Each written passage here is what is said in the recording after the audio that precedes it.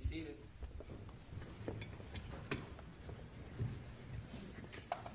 We're going to go on the record. It is March 20th, 2026. This is case number 251-401-132, State of Utah versus Sundwall. Welcome back, everybody. Ladies and gentlemen of the jury. Ready to get started, counsel? We are, Your Honor. Defense calls Dr. Kyle Hancock. Thank you.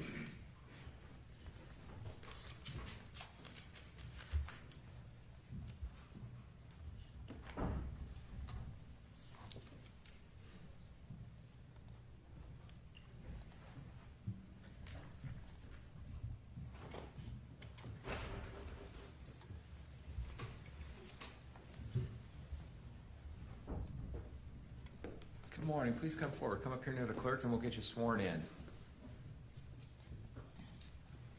You do solemnly swear the testimony you shall give in the case now before the court will be the truth, the whole truth, and nothing but the truth, so help you God. Yes. Thank you. Come on up and have a seat.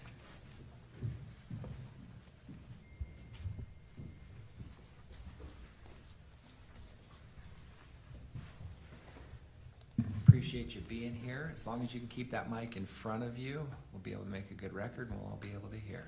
Thank you, Your Honor. Counsel. Thank you, Your Honor. Good morning, Dr. Hancock. Good morning. I'm going to ask what every witness has to be asked, which is for you to state and spell your name. Kyle Hancock, Hancock. Dr. Hancock, what do you do for a living? I am a licensed psychologist. I provide both clinical and forensic psychological services. How long have you done that? I've been licensed since the spring of 2010. And so, do you,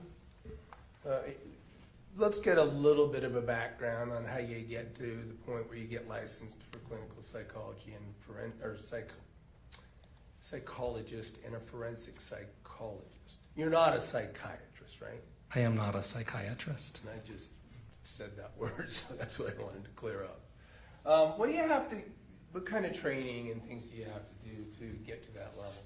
So I have a bachelor's degree in psychology. I have a master's degree in school psychology, and I have a combined clinical counseling and school psychology PhD.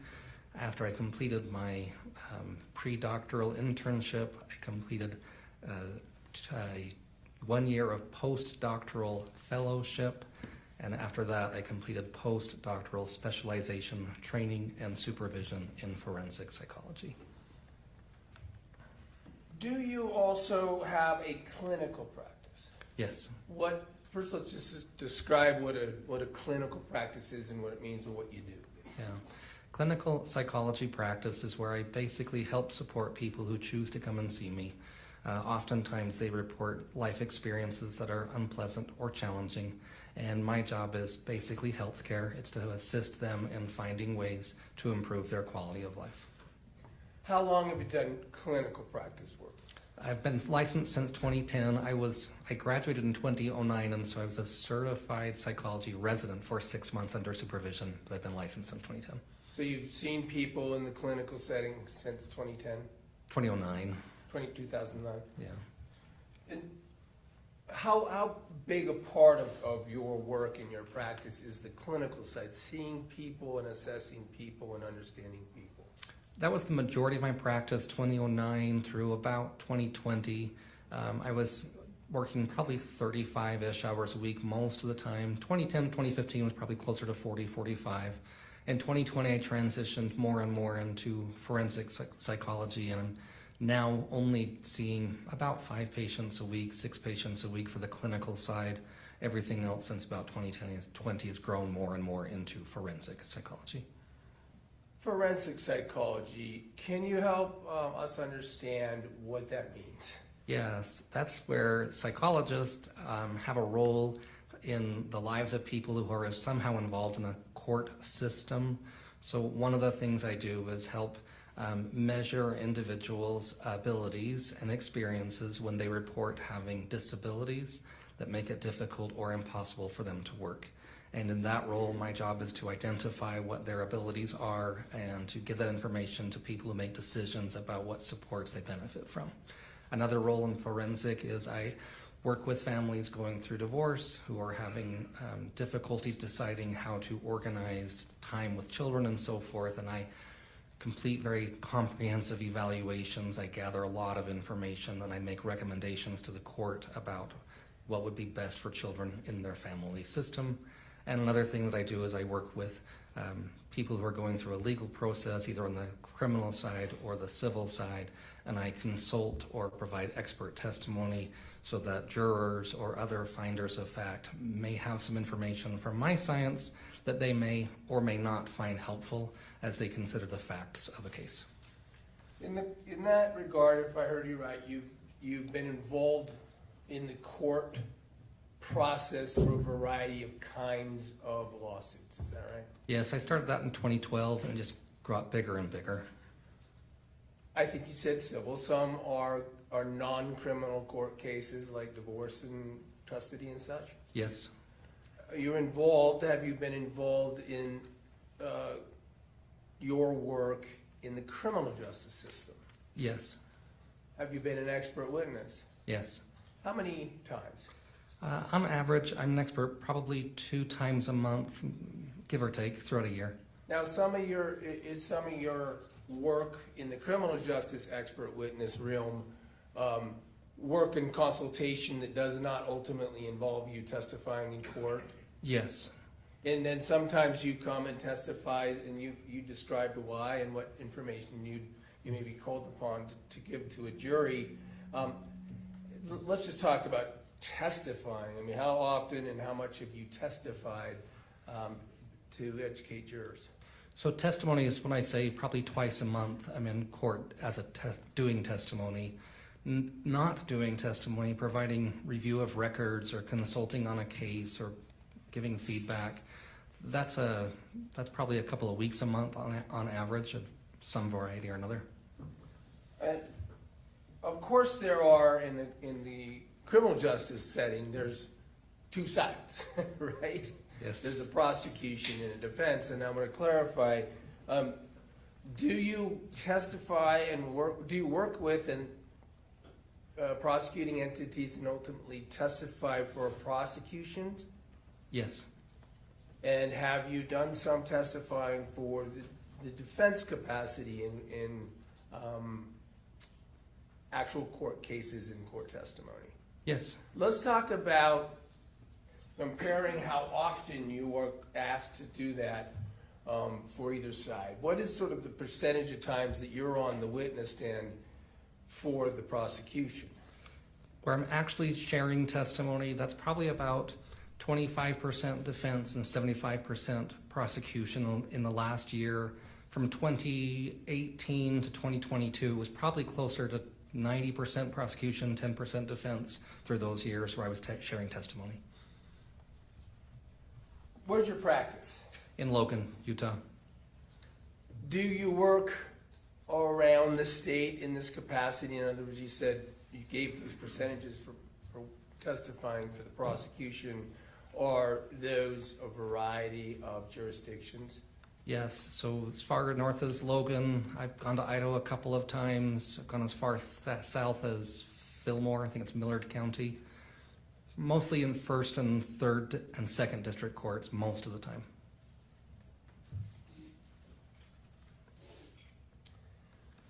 Let's get to what I've asked you to do. Obviously, you've been hired by me on behalf of Ms. Sundwall, right? Yes. And I asked you in the capacity that you just described to do your best to assess, you may have to repeat it, but assess the sorts of information that you may consult on with the facts and persons involved in the present case.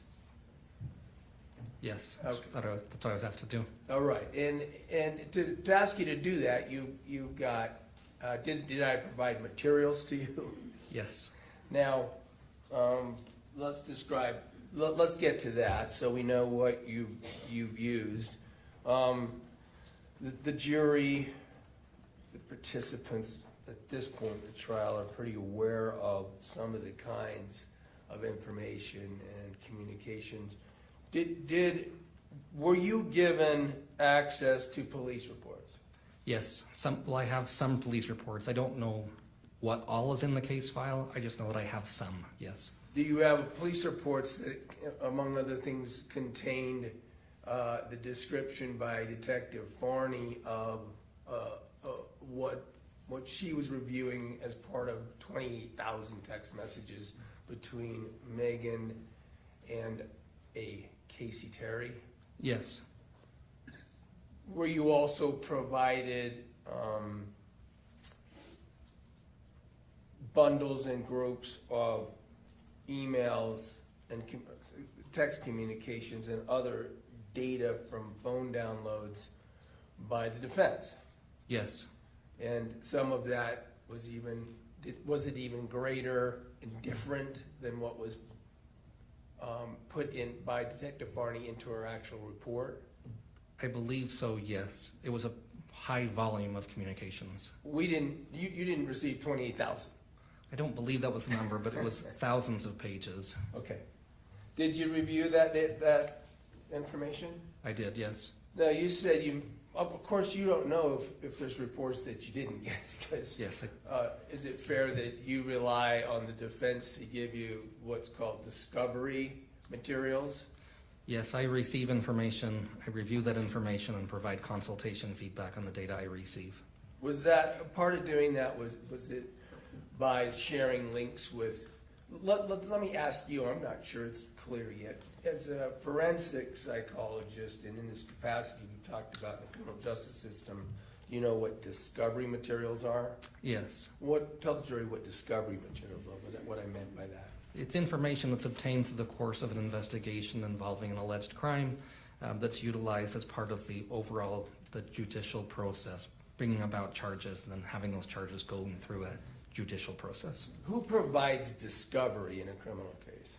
The investigators, so typically the prosecution's service team. So the prosecution gives the discovery, and then were you provided these materials, these thousands of pages, by means of even links to platforms like OneDrive that we use?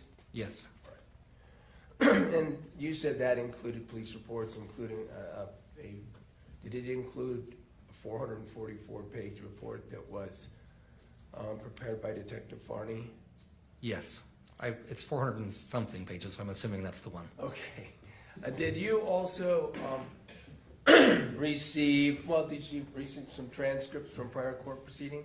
Yes, I did. Did you receive, we talked about communications that were collected and presented in the discovery that were between Kacee Terry and Meggan Sundwall. But did you also receive communications that were pulled off of electronic devices, for instance, between these two, Meggan and Kacee, and other individuals?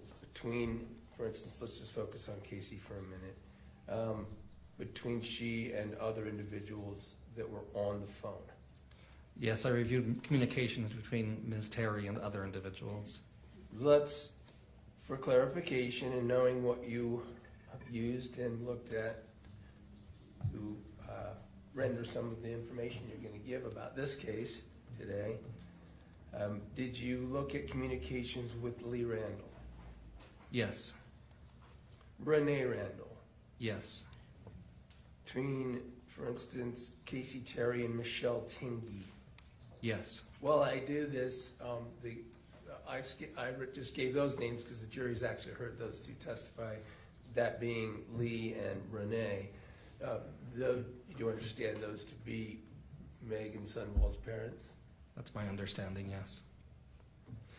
Then Michelle Tingy, I don't know that we've heard much about her. Did you understand her to be a friend of Kacee Terry's? Yes. And so you were able to see some of the way Kacee Terry communicated with Michelle Tingy? Yes. How about Christian Clements? Yes. I don't think we've heard much in this trial yet about that. It was Christian Clements, a friend of Kacee Terry's, apparently. That's what the communications would indicate. Now, I think we have heard some things. Did those communications indicate to you that she was involved in drug transaction with Christian Clements? That was what the communications would appear to indicate to me. There were frequent discussions about use of or acquisition of drugs or illegal substances. Then, how about Mark Farnsworth? Communications that existed with a Mark Farnsworth? Yes. A Kacee Lyn. Yes. And I think there's been some discussion here, but did you understand that to be Kacee Terry's aunt? That's my understanding, yes. And the Kylie Clark. Yes. Kylie, you understood to be Kacee Terry's sister? Yes. Did you look at some text information with a Kacee Tanner? Yes. Do you understand Kacee Tanner to be Kacee Terry's sometimes husband? My understanding is they've previously been married and divorced, yes. There were, let me just go through for the interest of sort of time. Were there other people that you were able to that might be acquaintances or friends of Kacee Terry's as well that you would review towards the ends of being able to give the information we're going to ask? There was also someone named Sue. There was reference to someone named, I believe the name on the communication was Liza Rue. And there may have been others. There's a Ty Wendell. Was Ty Wendell also someone sort of was in the loop with the Christian Clements and that sort of? There was a reference to that person, if my memory is correct, in the communications I reviewed, yes. And last, a Kevin Story. Yes, I do remember that name. And did you understand from those communications that'd be another friend of Kacee's? My understanding there were some kind of associates, friends of some variety, was what it appeared to be from the communications. Okay. You let me know if there's some materials that I haven't referenced yet that ultimately were part of, important to, or relevant to the work you did. But I'm going to move to that, move to some of the things. Were you asked to, in your capacity, review, investigate, and well, let's talk about this. Let me talk about it generally. Were you asked to contemplate the subject of suicide? Yes, I was asked to testify about my understanding of the science associated with people who choose to end their life by suicide or engage in suicidal behaviors. Then let's start with that general subject. You said choose to end their life or engage in behaviors related to that topic. Can you unpack suicide a little bit from your expert? And by the way, here's one thing I didn't do. Do you read and train yourself with studies? Yes, I review research articles designed to communicate information to professionals and scientists in my world. I don't enjoy doing research. I don't publish research. It's not my preference. However, I stay up to date regularly. In order to maintain my license, I have to complete 48 hours of formal education every 2 years, and every 2 years I must demonstrate specific education in the field of suicidology, is what we call it in my science. Suicidology. So, and you, by leaving out the fact that you use all these materials and stay up, are those peer-reviewed articles and research studies that you're talking about? Yes, I rely upon empirical articles from peer-reviewed journals. And I guess I'll ask you, what does peer-reviewed mean? So it means that a scientist conducts research. He submits or she submits that research paper to a journal, and then there are a group of additional scientists who do not know the author, and they review that author's work for, I don't want to say legitimacy, scientific rigor.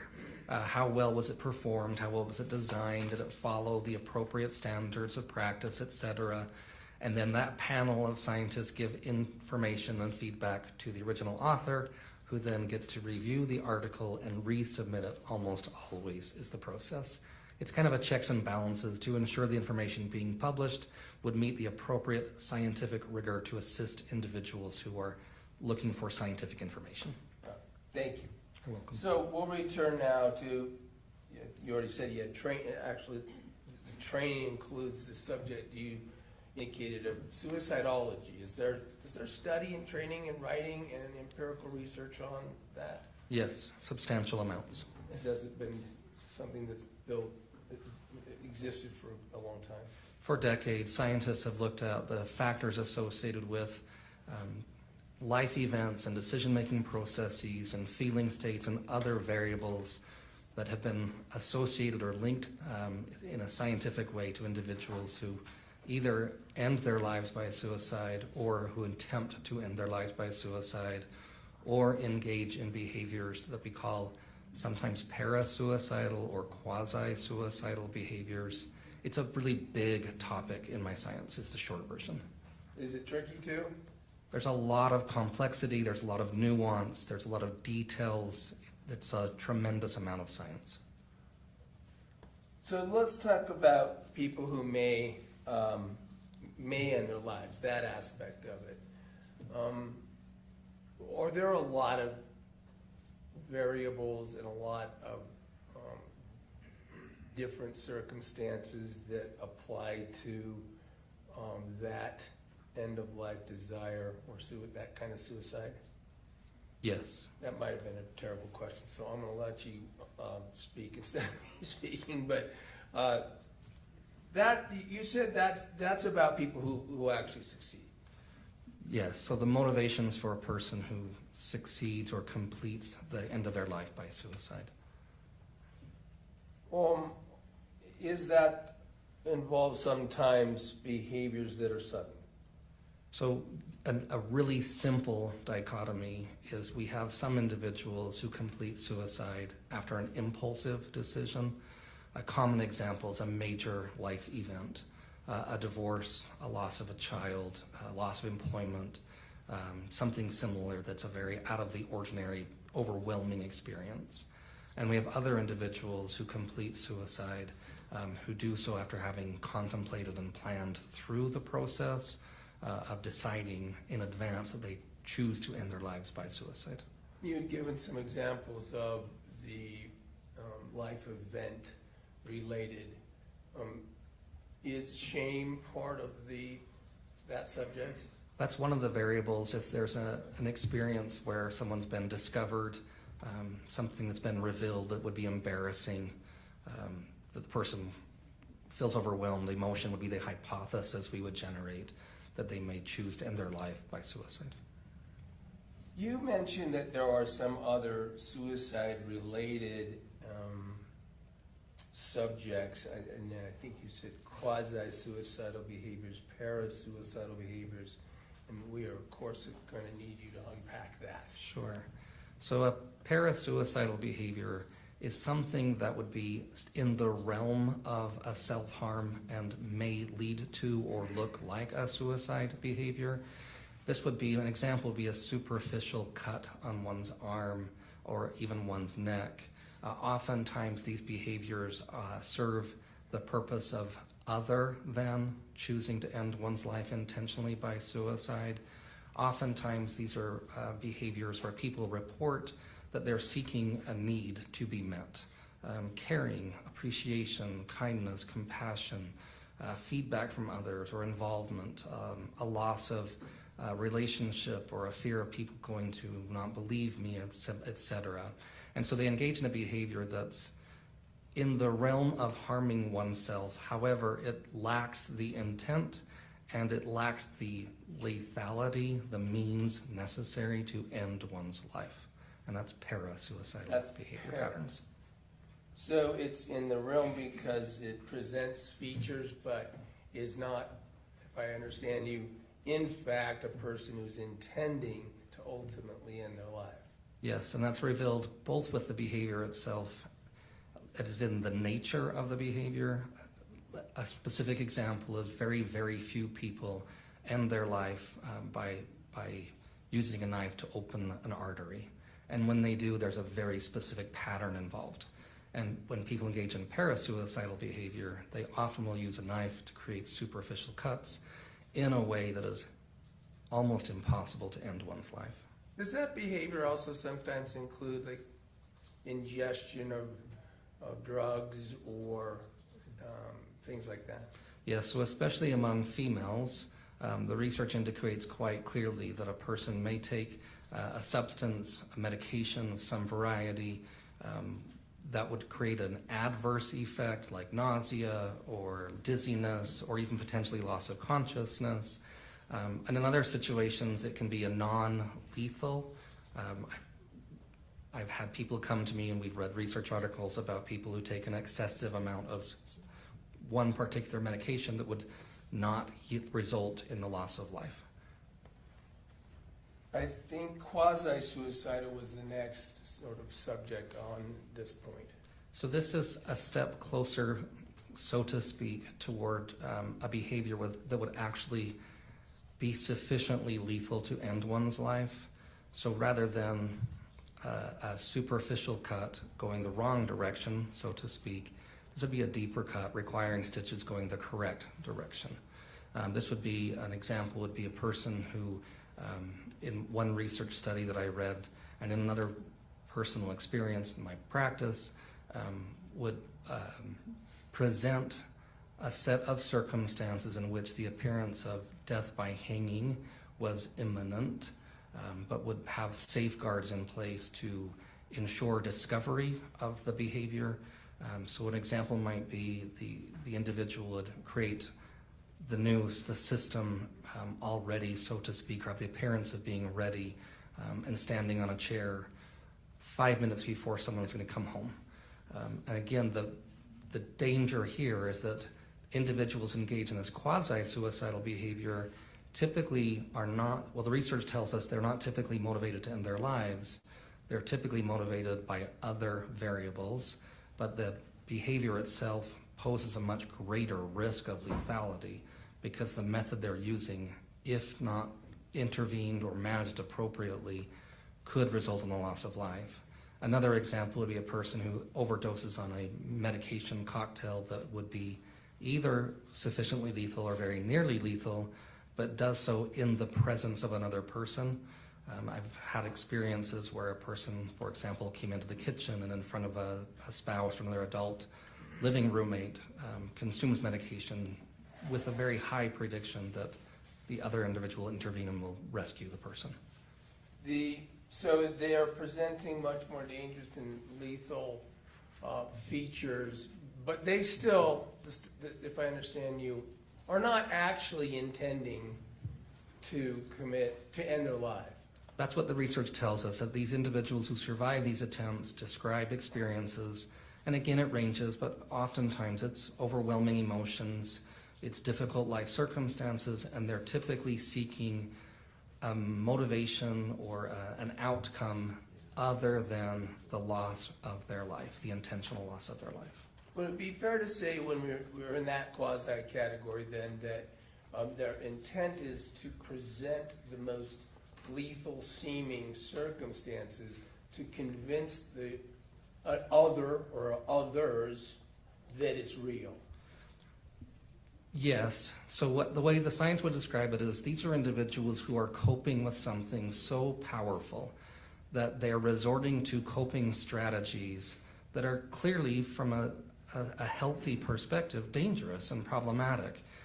However, when people feel that much overwhelmed and their life circumstances can become so painful and powerful, we as humans, we behave in ways that are irrational. We behave in ways that are mostly fueled by our feeling state rather than a logical, analytical process evaluating what is best for us. And so when people have these kinds of life events and these kinds of emotion, And it can be not just an in the moment experience, it can be a cumulative experience, things that have been happening for a very long time. Then they tend to engage in ways that are out of the ordinary. We do things when we have big emotions, all of us, that we later look at and think, why did I do that?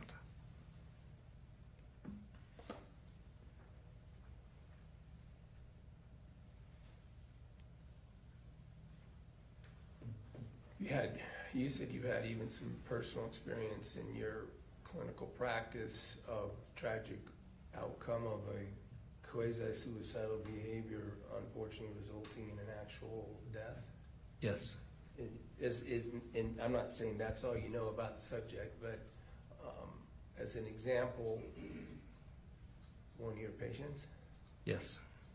just really briefly describe how that, it was an articulation of the things that you've just described in general. It's happened twice in my career, that particular experience set. In one circumstance, it was a person who, the information I had in my role as a clinical psychologist was that my patient expected for an adult to return home at 5 p.m. And she had experienced a wide range of powerful life events and emotions. She had engaged in parasuicidal behavior for a very long time, and had received some unpleasant and painful feedback. People communicated to her that they were frustrated, discouraged, exhausted, tired. There was discussion about the end of the relationships. It was a very difficult time, and she engaged in a behavior that she could have been rescued had the person arrived home at 5, but they were stuck in traffic and were unable to arrive until such time that the result of her behavior was the loss of her life. Was her behavior, is that the patient who used a hanging behavior? This was a person, in this instance, who consumed a range of medications that she had stockpiled. So she had utilized that method, your opinion as her doctor was, as yet another quasi-suicidal event, but unfortunately she wasn't discovered in time. That was my opinion as a clinical psychologist offering assistance to the family who survived her. Yes. I want to move now to a different subject that I have hired you to consult with, and that is behavior patterns of individuals, relationships, and that sort of thing, right? Yes.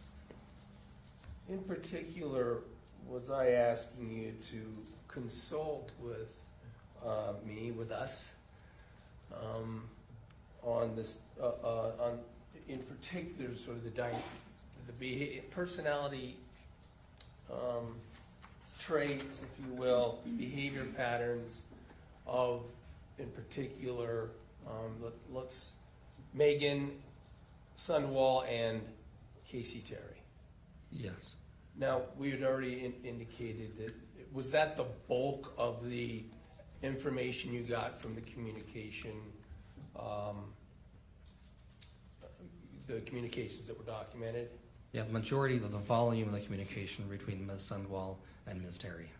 Also, in the materials you got, were you able to learn about, for instance, Meggan Sundwall and other people, because there were interviews with friends, family, and other people associated with them? Yes. So were you able to learn as much as you could? Granted, is it fair to say that I don't have infinite resources to pay you to work on this all day? I would assume that would be the case. Okay, so as we tried to streamline or narrow the subjects, were you able, do you think you got enough information to have some basic opinions and conclusions about, in particular, the nature of some personality traits and characteristics, let's say, of Kacee Terry Yes. and Meggan Sundwall? Yes. And important, did I ask you to focus as well on the relationship based on the information you had between the two and the nature of this forensic context? Yes. Now, we already established you're not a psychiatrist, I am not. and I did not ask you to interview Meggan Sundwall, right? I have not. And I did not, and obviously you've never met Kacee Terry. I have never met Ms. Terry. And so in fairness, are you relying on the materials and written information and information given to you by the defense to render your opinions and conclusions? Yes. Do you feel, though, maybe I already asked this, I'm sorry if I did, do you feel that the material was sufficient to reach some of these opinions and conclusions? I believe I can formulate opinions based upon the observations of the behavior. It's written communication. In my world, we still think of this as behavior that helps me identify patterns of relating with people, patterns of, we call them personality traits or characteristics that took place over time and across different relationships, yes. What did you, describe some of the things that you observed in that regard about Kacee Terry? One of the things that stood out was that Ms. Terry's communications very frequently presented what in my science we would think of as crisis cries or crisis communications. Very frequently the behavior pattern would be kind of common, typical chit-chat communication, and then very frequently information of a very substantial nature. Medical events that are really hard, painful to hear. Like, for example, communication of cancer diagnoses or broken bones or in several instances, modifications or enhancement, so to speak, of a previous diagnosis, involvement with very different patterns of interest depending on the person with whom she was interacting. It was very frequent that with interactions specifically with person A, for example, specifically with Ms. Sundwall, her communication patterns were starkly different from her communication patterns with Ms. Michelle Teamy, among others. And so one of the patterns I observed was Ms. Terry's communications indicated that she presented herself and her interests and her opinions in substantially and markedly different manners to different persons in her life. That very, very frequently, Ms. Terry's communications were contradictory between the parties with whom she was communicating, where she would communicate one set of information, again, just as an example, to Ms. Sundwall, and an entirely different set of communications to Ms. Kylie Clark, as an example. And I'm going to introduce the word splitting and then ask you what that means to you or your science. Yeah, so splitting behavior is a common pattern of behavior where an individual orchestrates and organizes relationships that function to keep two people separate and independent of each other and almost always at odds with each other. So the record that I reviewed in this case indicated quite clearly, just as one simple example, Ms. Terry communicated repeatedly to Ms. Sundwall that her relationship with her sister, Ms. Clark, was very problematic, was very hurtful, that was very, very caustic. However, she also communicated the exact opposite to Ms. Clark. To Ms. Clark, Ms. Terry communicated repeatedly that Ms. Sundwall was a very devious person, was a very harmful person, that she saw only her own selfish interests. In a simplified version, she sort of put Ms. Clark in one extreme and Ms. Sundwall in the other extreme, and it serves the purpose this type of behavior typically serves the purpose of preventing these two individuals from interacting. And most often, this is a coping strategy we see when people experience symptoms often associated with fear of rejection or abandonment, who experience life events that leave them feeling very vulnerable or very sensitized to emotion. And they develop coping strategies to respond to these life events in ways that work rather well, which is what splitting does. It accomplishes the goal of me getting my needs met from person A and from person B. And many times it serves as a way to kind of hedge my bet that if person A somehow leaves my life, I still have person B, or the reverse. You abused person A and B, but to go back to some of the names of other people you saw communicate, was this splitting behavior, did it exist with the others or some others? Yes, I saw the same pattern with the communications with Ms. Michelle Tingey, with Meggan's parents, Mr. and Mrs. Leanne, and I'm so sorry, I forgot Randall, I'm sorry. I saw that behavior pattern as well, and manifesting in those. The communications I reviewed with Mr. Kacee, I can't remember his last name. Tanner, I apologize, indicated a similar pattern where many times throughout the communications, and it was years of communications, this pattern was manifest with different people in her life where one person received one set of information, another person received almost an entirely contrary piece of information. And again, so this splitting, would be fair to say it's sort of like spokes, but no tire. Yes, that's a common way we describe it, is if I'm the one doing the splitting, I sit at the hub, and I keep everyone on their independent spoke away. Again, it's a coping strategy to avoid being hurt by rejection or by people discovering things about me that I find embarrassing or uncomfortable. On the outside, it obviously looks problematic, and it is problematic, but for the person experiencing the symptom, most people engage in this behavior as a way to cope with something they're experiencing that's very painful. Even though its behavior is problematic, that's what we call it a maladaptive coping strategy. It works rather well. You said, and I get that, so the person in this case, we're talking about Kacee Terry, is engaging in this to cope, but is hurting.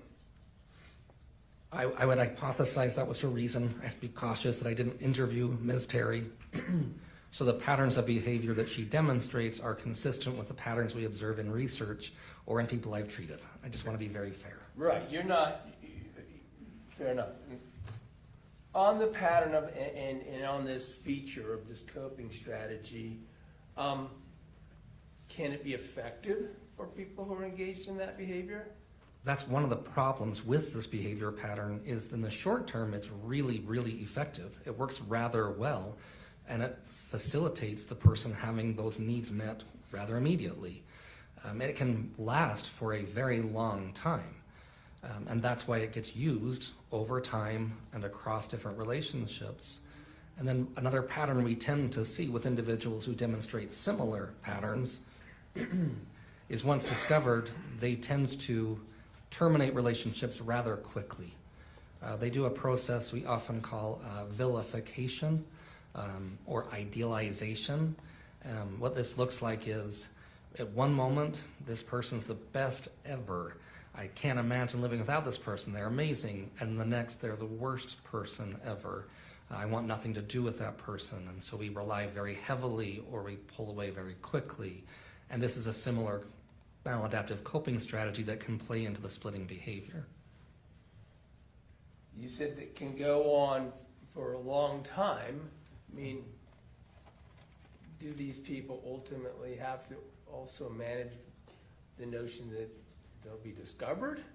There's always that, the research tells us that individuals who demonstrate these symptom patterns always describe that experience set. However, most of the time, individuals with similar behavior patterns are so focused on the meeting of one's immediate needs, they have a tremendous amount of difficulty waiting and being patient and considering the long-term ramifications of their behaviors. So they get so focused metaphorically on what's here now in front of me that whatever might come later down the road, it will be dealt with at some point. It's not relevant nearly as much as what's happening now. And over the course of sort of maintain this coping strategy and this splitting, does the research suggest that sometimes it needs to be energized or sort of increased to maintain the effectiveness? Very frequently.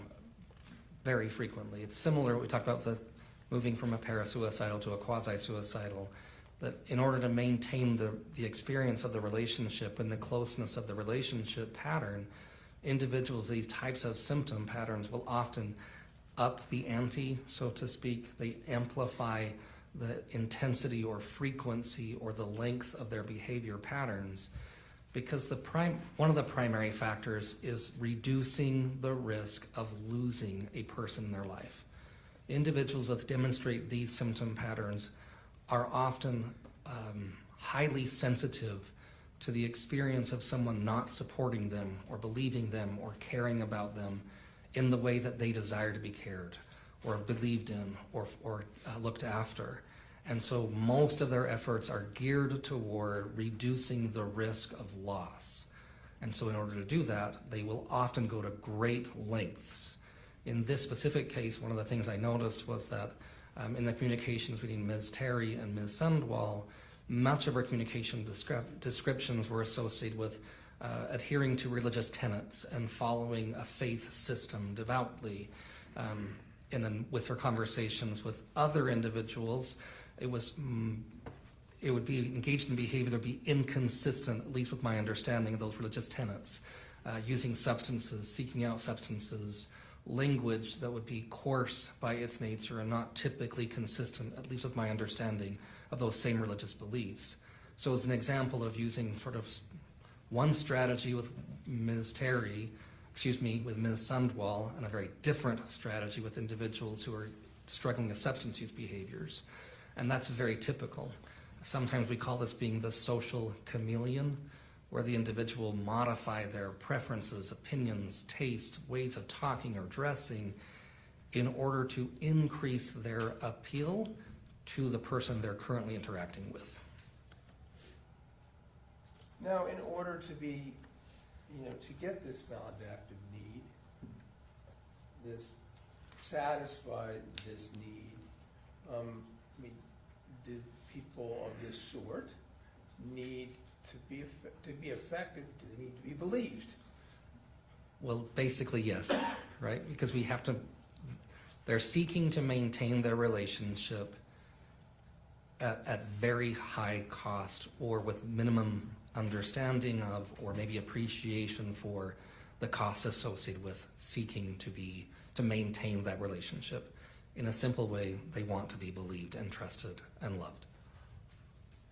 Is it then, as the relationships that feed this need in the different ways and get the attention,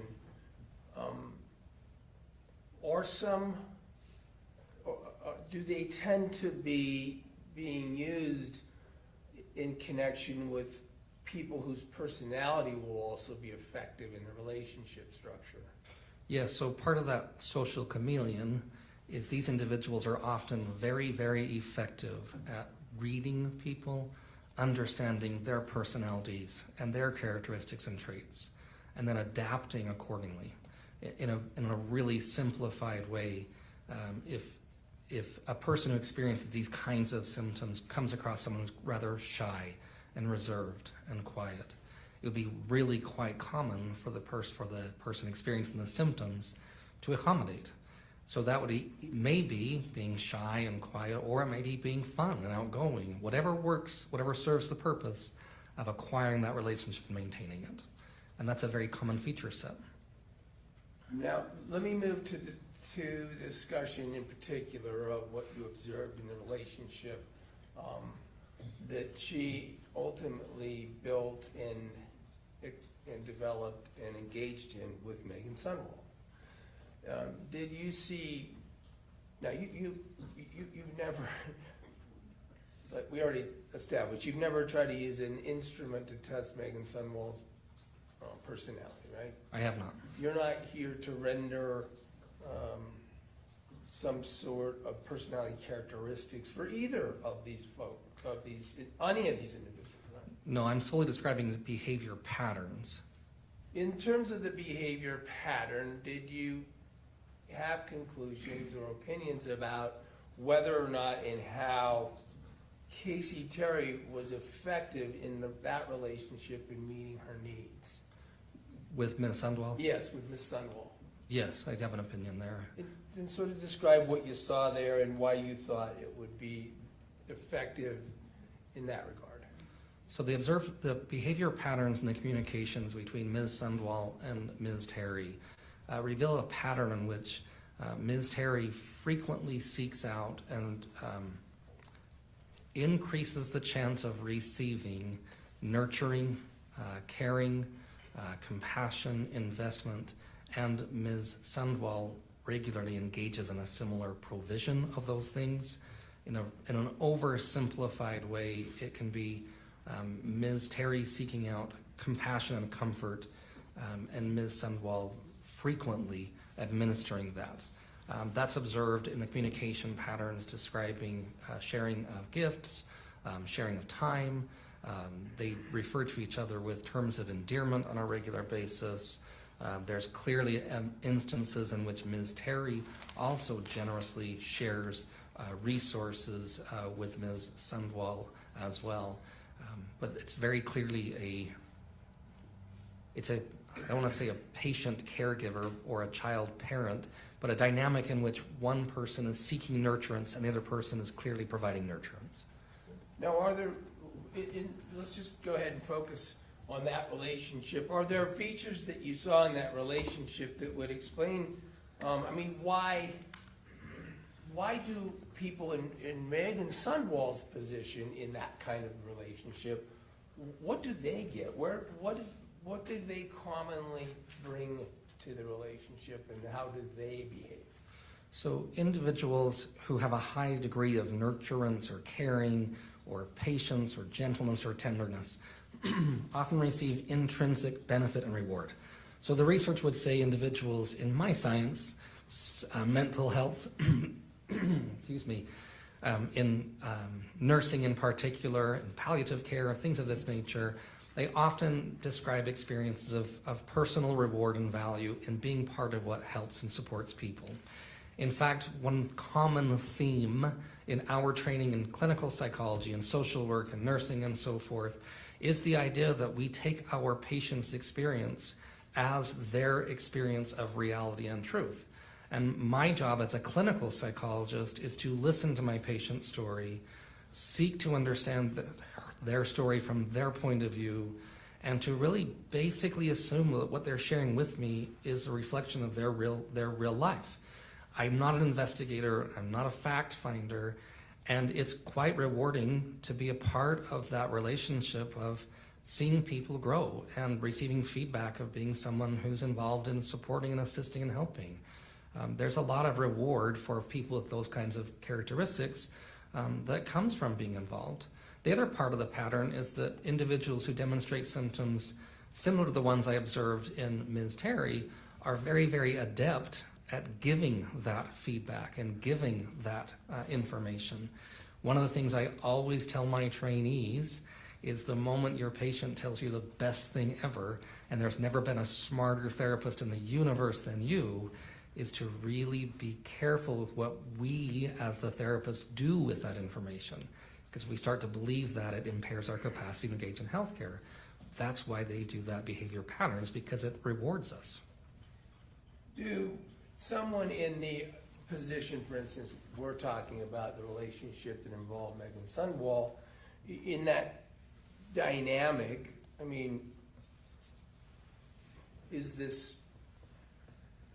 what do they do potentially with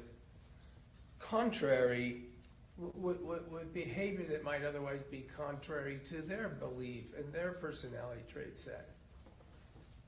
To describe that a bit. How do they act sometimes that might be contrary to even to what they're otherwise have as a personality and a value set.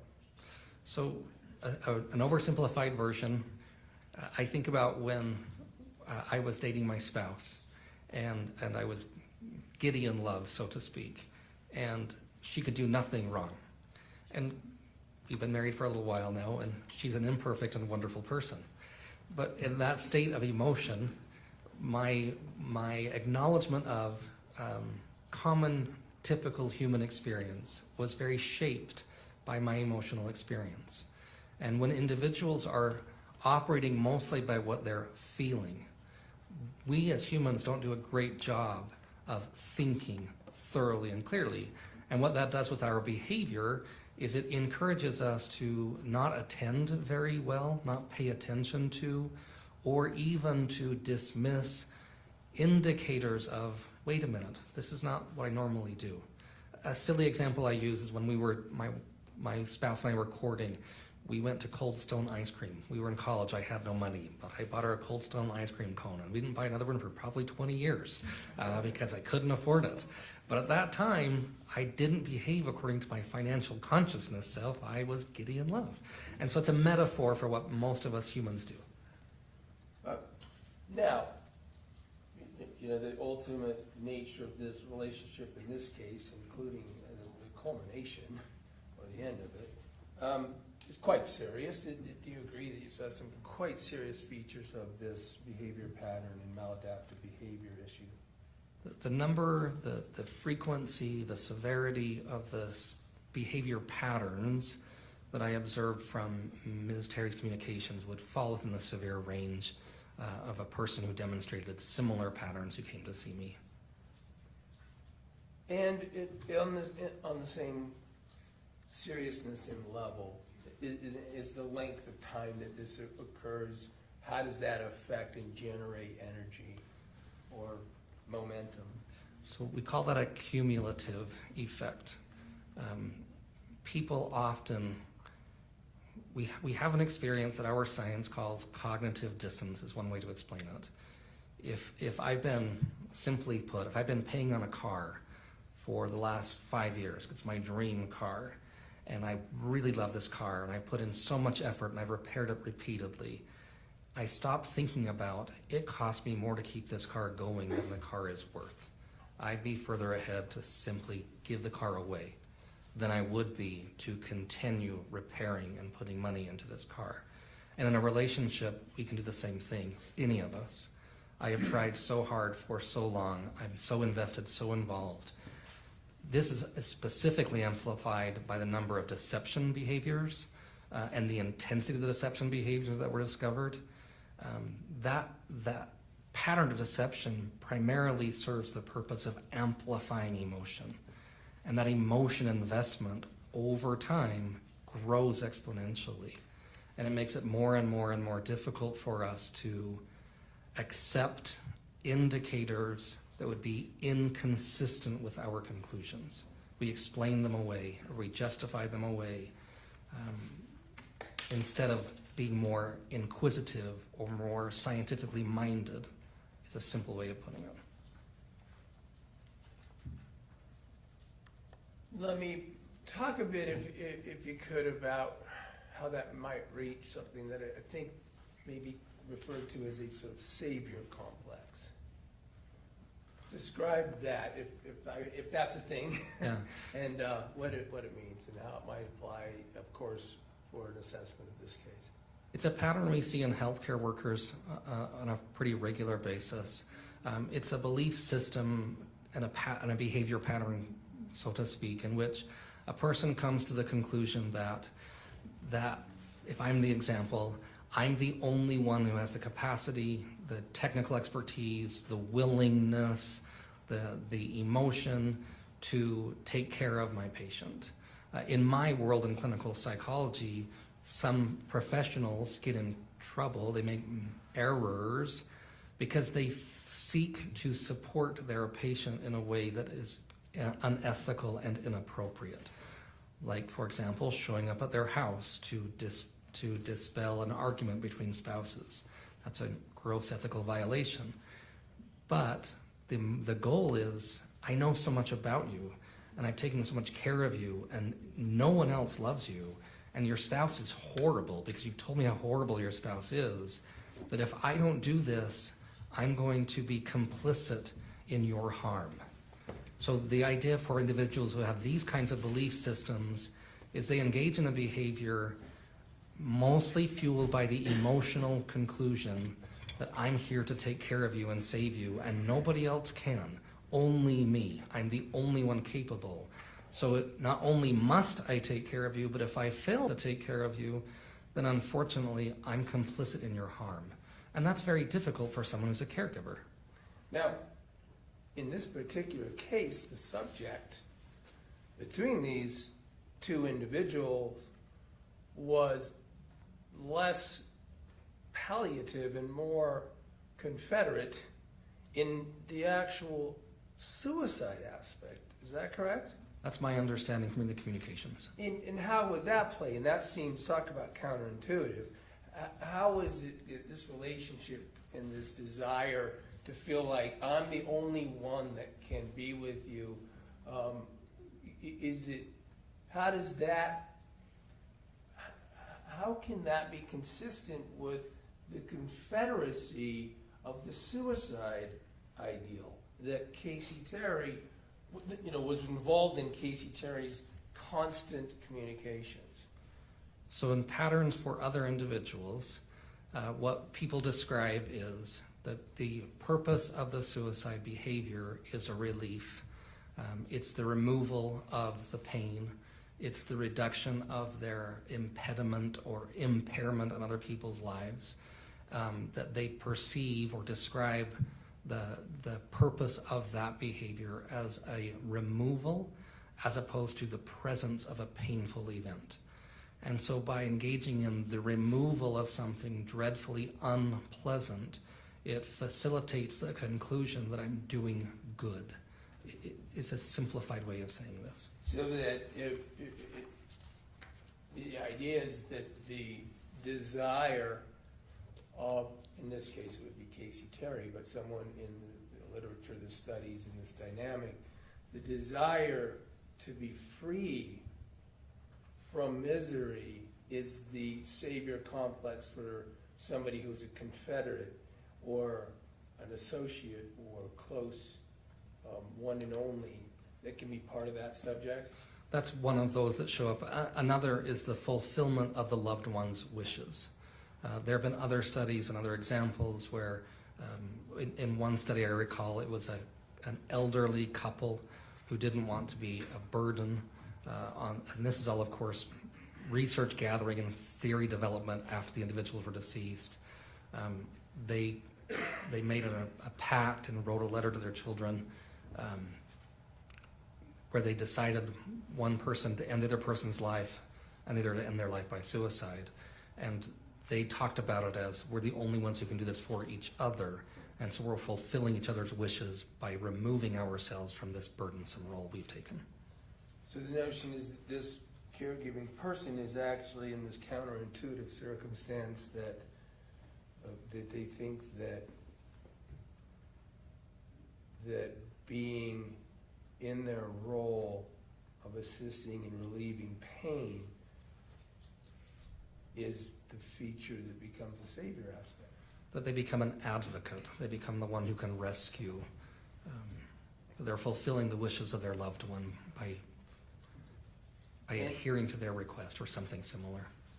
And so to bring this kind of full circle to the notion of quasi-suicide, you've described that somebody in the quasi-suicide circumstances is certainly trying to be convincing. Generally speaking, that's what we would assume, is that they've increased the intensity or the lethality of the behavior that would be closer to an unintentional loss of life by suicide or an unintentional loss of life. And that the end of the loss of life is the relief that the other person in this codependent relationship is idealizing as the ultimate comfort. That's often what people report and describe, is that they're seeking to remove the pain, remove the distress by adhering to the person's stated wishes as they understood it. You had mentioned cognitive bias in some of those terms. Let me turn to another feature in subject, and that is confirmation bias. Can you tell jury a little bit about that and what that means and how it's featured in human behavior? Yeah, so confirmation bias is something that our science has known about for decades. It happens to all humans to one degree or another. This is a process in which a person comes to a conclusion and they hold to that conclusion dearly. And while holding that conclusion, they actively seek out information to support their belief or conclusion. And at the very same time, they actively avoid gathering information that would contradict their conclusion, or they find ways to discredit other information. The simple way of thinking of this is sort of like having blinders on. I receive and hold on to this data set, and I keep this belief so doggedly tight to me, and anything that would potentially disagree with it, I have to get rid of, I have to explain away, I can't tolerate. Now, can this be, I mean, is it a human feature no matter what positions people are? Yeah, all of us humans do. All of us do it, is that right? And did that feature play in as you were assessing the relationship between Meggan Sundwall and Kacee Terry? I think there's a very high risk of that happening because it's an internal event. I use behaviors to make inferences about the probability of it happening, and I think there's a high risk that it occurred, yes. Then, but this can also, let's talk about the medical field. I mean, isn't it, is confirmation bias studied? Extensively, yes. For how long? I believe the first was in 1956 or 8.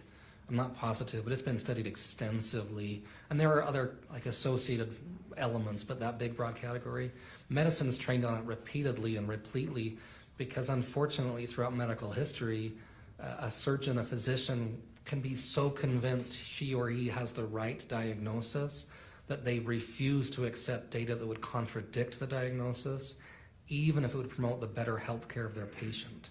It's so common, in fact, that there's been documented loss of life for decades and decades due to not a lack of technical expertise, but a refusal to reconsider my, so to speak, theory or diagnosis or conclusion. And it appears to be something that would be problematic, for instance, in science in general, right? Very much so. There are famous examples. Again, in my science, there was a study once of postmortem brains that was very much replete with this problem that was later thoroughly and exhaustively debunked. Another study involving medication in 2003. There have been tremendous amounts of studies where this has actually shown up and caused overwhelming harm. Is it correct that these studies have, so the goal is to do it, you can, in science and in medicine, to identify it and minimize it. Is that fair? Yeah, so an example is in my role, I always keep a decision tree in front of me when I'm doing my evaluation cases, and I always intentionally make a hypothesis, a scientific guess, and I look for information to support that guess, and then I actively look for and ask colleagues about information that would contradict the conclusion I've come to, so that I'm reducing my risk of engaging in that bias, especially when my role involves making recommendations for vulnerable people. Is it true also in other professions and occupations, or sensitive especially to trying to deal with confirmation bias? That's my understanding. I knew there was a company at one point that actually had a copyright to show a video of the Challenger disaster, the Challenger shuttle disaster, and trained major corporations to avoid engaging in this confirmation bias and groupthink behavior pattern. Does that exist in connection with the law enforcement? That is my understanding. I don't have an expertise in law enforcement psychology, but my understanding is that there are trainings that are designed and promoted to support an understanding of and a reduction of the use or the impact, of confirmation bias. I would like to turn to another subject, and that could be featured in the present case, especially with regard to how one might react in this particular case, for instance, Meggan Sundwall, to a crisis that they may fear. Describe what the human experience of panic is. Yeah, so a really simple way of thinking of our brain is that we survive first, and then we feel, and then we think. And when we are confronted with something that causes a lot of unpleasant emotion like panic, that happens at the second stage of our brain, and we tend not to think very thoroughly or effectively. And then our behavior tends to become less organized or productive or less effective. A super simple example, I'm terrified of spiders, and my family laughs at me all the time because if I see a spider, I run and I scream and I act in a way that's really embarrassing to me. And that's a really simple example of when we are faced with something that causes a lot of panic. Most of us have a reaction that's more associated with make that go away, and we don't typically think through a logical analysis of what am I doing, what will happen when I do this, what will the impact be. It's a pretty common human experience. And can that human experience, is it fueled by emotion? Yes, very much so. To the point, like, for example, emergency responders, they go through part of their training is to recognize that common human experience of panic or revulsion, and they have to be able to think through the process so that they don't react with that emotion and run away from someone who needs support and help. But there are loads of other examples, but that's a simplified way of saying it. And if I understand you, then this is a response to a serious threat that the individual is feeling? Certainly, the more we see something as a threat, then that emotion becomes even more basic, and that emotion can then start to move us toward, I need to survive.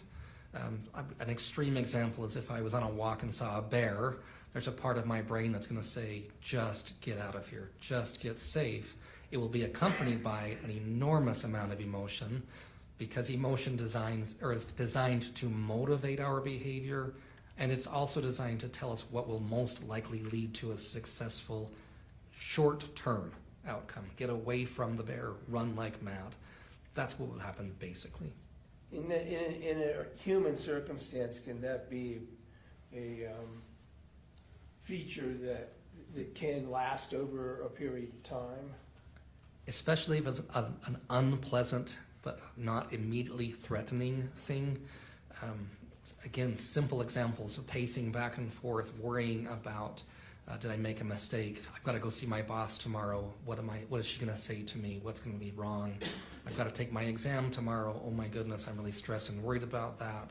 And I'm not eating, and I'm not really kind to my family, and I'm feeling overwhelmed, and I'm putting things in the garbage can that should have gone to the fridge, and all sorts of things, because our behavior becomes less purposeful and organized the more our emotion builds, and the longer that emotion lasts, the less effectively we tend to think and behave. Does that, if I understand you, then sometimes relate to panic over a future threat? Oh, certainly. Yes, because that anxiety about what could happen, again, back to my simple example, what if I fail my exam? I've gone to all this school, it will all be for nothing. I put my family in an impossible position. My personal experience was pacing back and forth instead of sleeping, which would have been a wiser choice before taking the exam. And then I take it sort of the further away but still significant fear of threat. You're in the behavioral portion of your panic reaction because of the future threat, even if the future threat may be days, weeks away. Yep, get rid of it. Make it go away. Do what I can to reduce the risk. And I'm just one moment.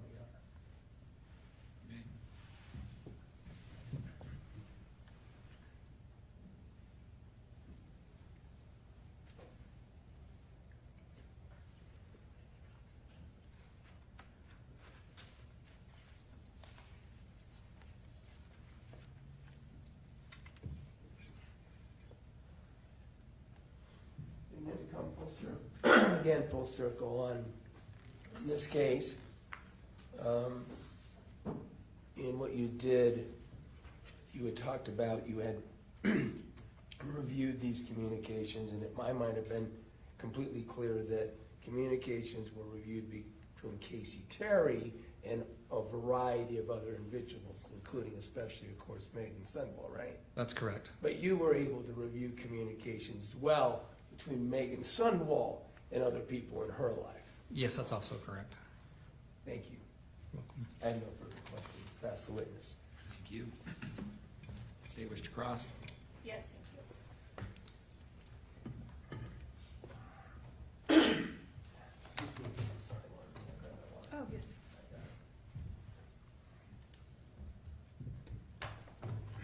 Good morning, Dr. Hancock. Good morning.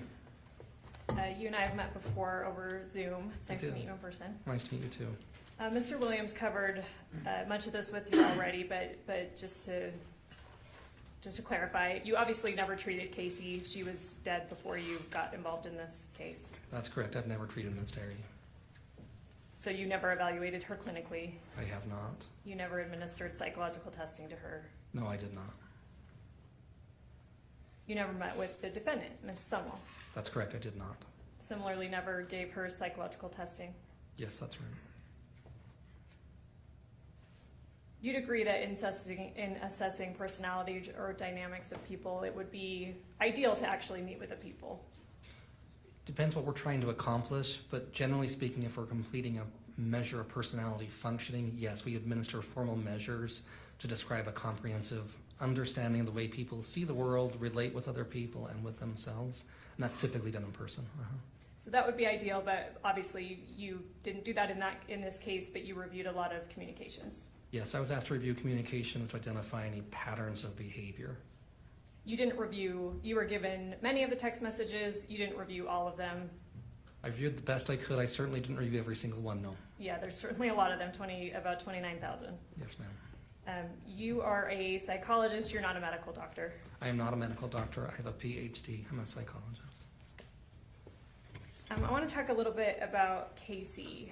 You described in direct that a lot of Kacee's communications, particularly to Meggan, were about crisis, medical emergencies. Is that fair? Yes. I believe you said that Kacee also engaged in modifications or enhancements of diagnoses. Yes. Does that mean that she often fabricated or exaggerated, in your opinion, what was happening with her medically? Yeah, she would start with like a diagnosis of cancer, for example, and would report later it's now spread or it's now gone from one part of my body to another. So yes, a progression or amplification. And you're aware that she, in fact, didn't even have cancer. That's what I read in the record, was that she did not have cancer.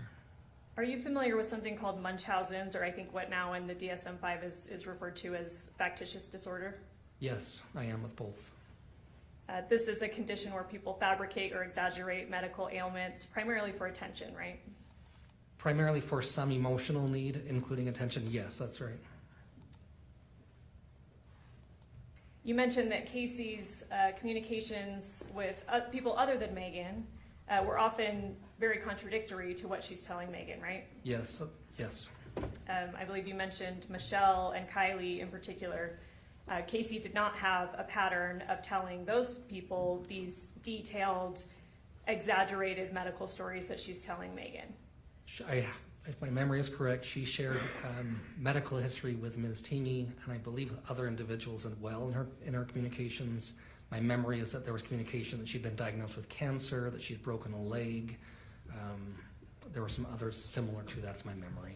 Fair enough. So she does talk to them about maybe some medical conditions that, granted, yeah, we all know that cancer is false, so she is lying to them to some degree.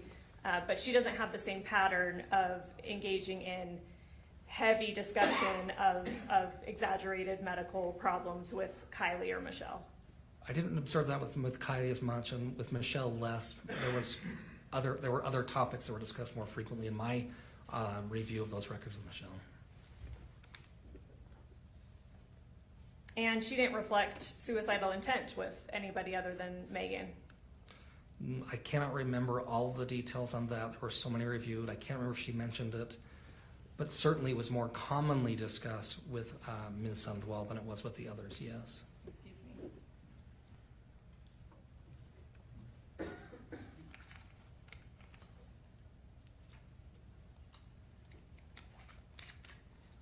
And you said that Kacee's pattern is consistent with somebody that has a fear of rejection or abandonment. Yeah, so individuals who demonstrate similar patterns of behavior often have significant fears of rejection or abandonment. Consistent with Kacee seeking attention. That's also an associated feature set. And you stated that this is a coping mechanism for people like Kacee, people that demonstrate these patterns, that allows them to get their needs met through different people in different ways. Yes. You talked about Yes. splitting, Yes. and that's that concept, right? You're telling person A something, person B something different, because you stand to gain different things from either individual. Yes, in part. And you mentioned that a lot of what factors into this pattern is a desire to not lose a certain person in their lives, not lose a source of attention or comfort or care. That is one of the feature sets, yes. Would it be fair to say that your review then would be consistent that Kacee's pattern is not wanting to lose Meggan in her life? I would say that the pattern would say she doesn't want to lose the role, the function, or the purpose of having people in her life, one of them being Ms. Sundwall, yes.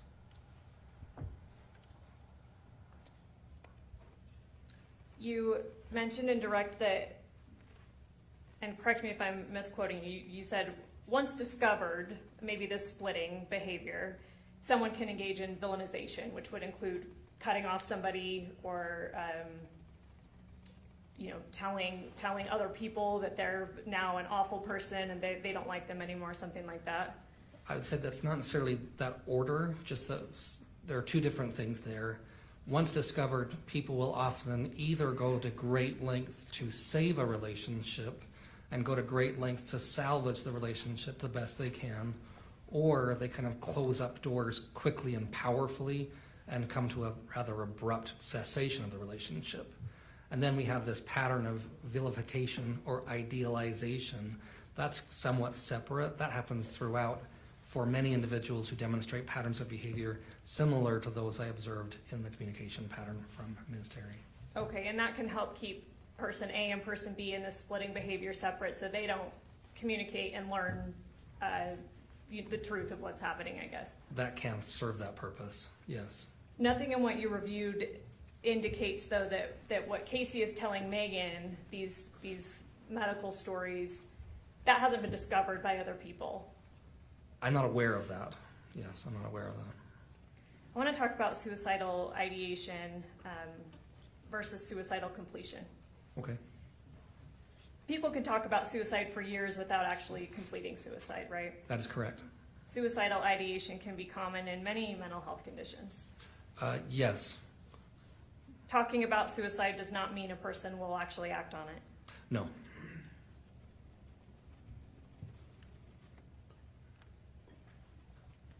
Expressing dramatic or fluctuating intent can also be common when somebody's talking about suicide. That's less common when discussing suicide, but that is one of the features associated with suicidology or suicidal ideation, yes. Ambivalence in potentially suicidal people or people who are talking about suicide can be extremely common. People often demonstrate ambivalence in whether or not they intend to end their life or they're considering it. That happens regularly, yes. In fact, many potentially suicidal people both talk about wanting to die and wanting to be stopped, or internally they're wanting to be stopped. Many people who survive suicide attempts or who report having experienced suicidal ideation describe that very process, yes. You talked a little bit, I think you made reference to someone making a superficial cut on them versus a cut that would actually have a chance of killing them. Yes. Is that fair? So correct me if I'm wrong. I've heard of this before too, and I've heard that if you make horizontal cuts on your wrist, that's less likely to medically kill you. That's that correct, right? yes, ma'am. Versus if somebody makes a cut vertical, that might mean that they're more serious. There's a higher probability of loss of life by suicide if the cut is vertical up the arm than if it's horizontal, yes. Okay, I wanted to clear that up because you had made reference to that. I wanted to make sure I was understanding that correctly. Have you heard of the term cry for help? Yes. What does that mean for you? Yeah, oftentimes that's a description people use when a person engages in a suicidal behavior or a parasuicidal behavior, and the purpose is to communicate to others, I need your support, I'm hurting, please assist me or take notice of me. It's a desire to have one's needs met, or a communication method, excuse me, to have one's needs met. And in fact, that could be, and well, I won't go that far yet, but that could be, I need help, I'm hurting, please stop me from these suicidal, maybe parasuicidal behaviors. Yes, for some individuals, that cry for help function is please stop or assist me in stopping the pain that I'm experiencing or the distress I'm experiencing. Yep. Which doesn't necessarily mean please help me accomplish suicide. Right, that'd be contrary for some individuals. You would agree that actual suicidal intention and completion would involve decisive, irreversible action. Well, successful completion can involve decisive, irreversible action intentionally, or it can be an unintentional, unpredicted outcome. Okay, fair enough. Some people who talk about suicide or have suicidal ideation may delay suicide. Yes, They may never act at all on suicidal ideation. that's correct. Yes. Some create excuses about not committing suicide yet. Yes. Some seek reassurance. Yes. Some test whether others will intervene. Yes. These kind of behaviors can indicate uncertainty about whether the person is actually serious about committing to suicide. Yes, they can. And like we covered, that those behaviors can indicate a desire to be stopped entirely from committing suicide. Yes, they can. We talked about parasuicidal and quasi-suicidal. You, I believe, indicated that some people pretend or engage in behavior that looks like they're suicidal even though they're actually not. Fair enough? Yes. These are often people who are seeking attention. Seeking one's needs being met is how I would say it. I don't want to be demeaning or pejorative to individuals who are hurting.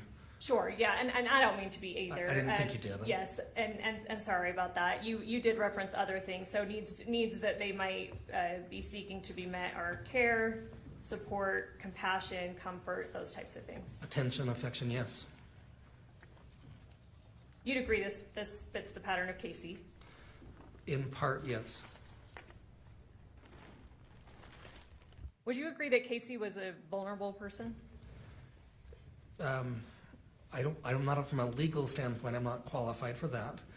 From an emotional standpoint, I would say that the behavior patterns demonstrated are very common among individuals who experience a wide range of intense emotion that would increase their risk to being very sensitized to painful emotion and to seeking behaviors to accommodate those emotions that most people sort of in the lay public would think of as probably inappropriate, problematic, probably hurtful. And some people may take advantage of that kind of person. Yes, that's an increased risk.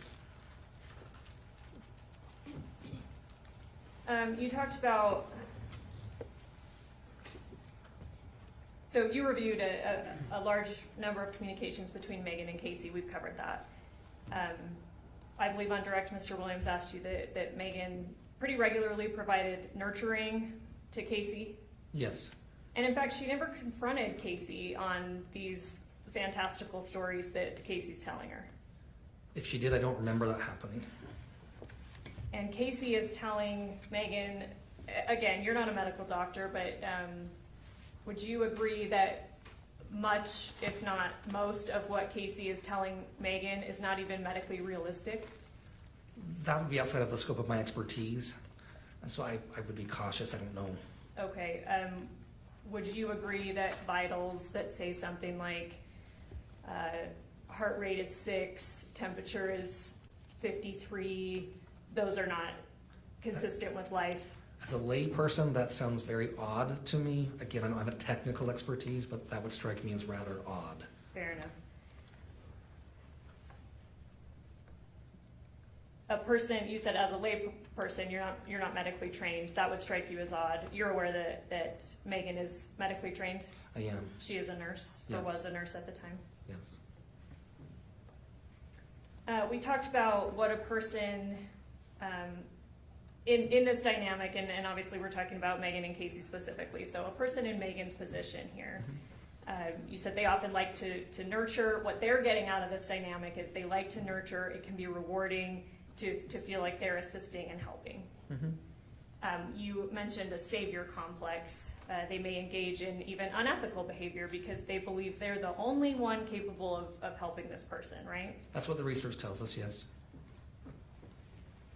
And you said that they do not want to be complicit in harming the person, the other person in the dynamic, excuse me. Yes, the research tells us individuals report that that's one of their motivations. And Mr. Williams followed up with this with you, that harm in a context could mean a desire to be free from misery. I think I understood that correctly. Sorry, that was a bad question. May I ask? Someone in Meggan's position is doing their best to not harm Kacee, but harm might be considered her remaining in a miserable condition in life. Yes, that's what's described to us, yes. You mentioned that in a dynamic similar to Meggan and Kacee, that it would be important for Kacee to need to be believed, right? Yes, And we covered, certainly you would agree that the things that Kacee's regularly telling Meggan are pretty fantastical. they're extreme by their nature. Again, you're not a medical doctor, but we talked about some vitals that, and certainly you reviewed in the text messages, vitals that don't seem to be consistent with life. Again, as a lay person, that would strike me as out of the ordinary, yes. Kacee talked to Meggan about having this surgery that was facilitated by doctors that would allow her to metabolize medication better so that she could come back and be able to kill herself. I remember that in the text messages, yes. Although you're not a medical doctor, are you familiar with any such surgery? That doesn't exist, right? That's, again, outside of my technical expertise. As an expert, I don't have an opinion to offer. You certainly wouldn't expect a medical doctor to facilitate a surgery that's going to allow a patient to commit suicide. I would be shocked if that were the case. That's again, outside of my technical expertise. And these kinds of communications between Meggan and Kacee happened over years. Yes, the ones I reviewed, yes. You mentioned a few times, and fair enough, you're, again, a layperson, you don't perhaps have the medical training that you may be able to say more definitively whether these things are possible, whether these vitals are compatible with life, right? Right. Again, Ms. Sundwall's a nurse, so she would be in a better position, medically speaking, to know that this information is not factual, I would assume so, yes. not consistent with medical knowledge. Again, I'm just making assumptions that I don't have that technical expertise. But somebody that does have that expertise would be in a better position to determine whether these things are real. I would assume so, yes. In your review of the communications, did you ever see Meggan refer Kacee to a therapist or a mental health professional? I remember them talking about therapy and talking to a therapist. I don't have memory of a referral generated or go see, person A or B. Did you ever see Meggan dissuade or try to talk Kacee out of these suicide attempts or talk of suicide? Yes. Explain that.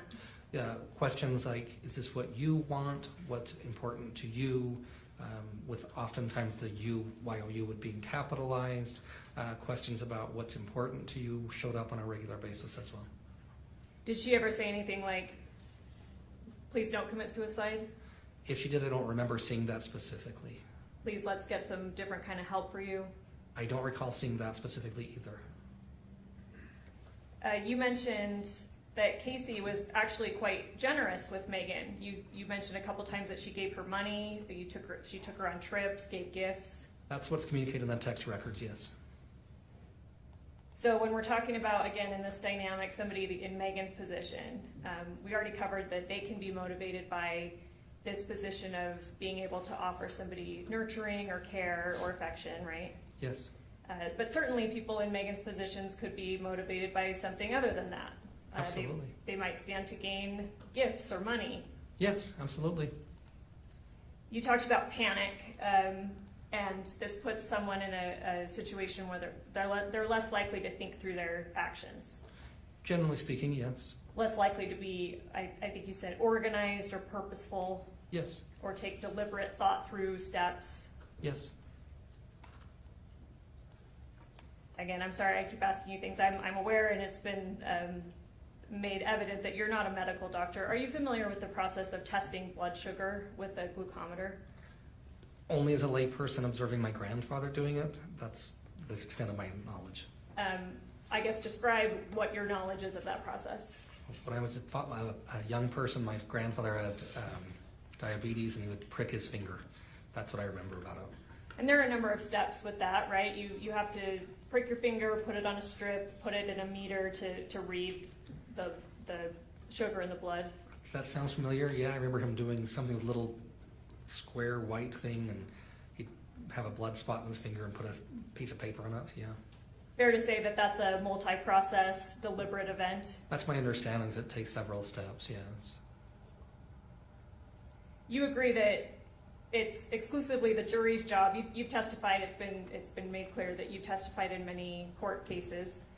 You'd agree that it's exclusively the jury's job and not yours to conclude whether this was a legitimate suicidal attempt? Absolutely, yes. I have no opinion to offer on that.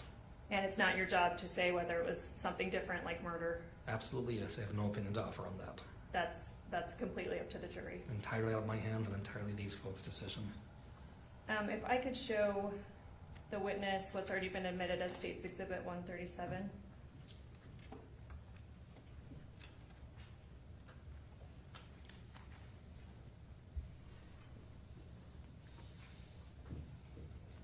Sorry, it'll pop up on your screen, and it takes a few flickers, and probably maybe even a few more since it's the first time we're using it this morning.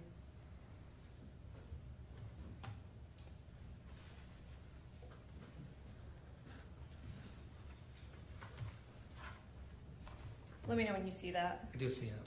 Well, I see something on my screen. I'm assuming that's what we're looking at. Take a look at that, and I know that you reviewed a voluminous amount of text in this case, but tell me if that's one that you recognize having reviewed. It is, yes. If we could, oh, that's been published, thank you. What date does this happen on?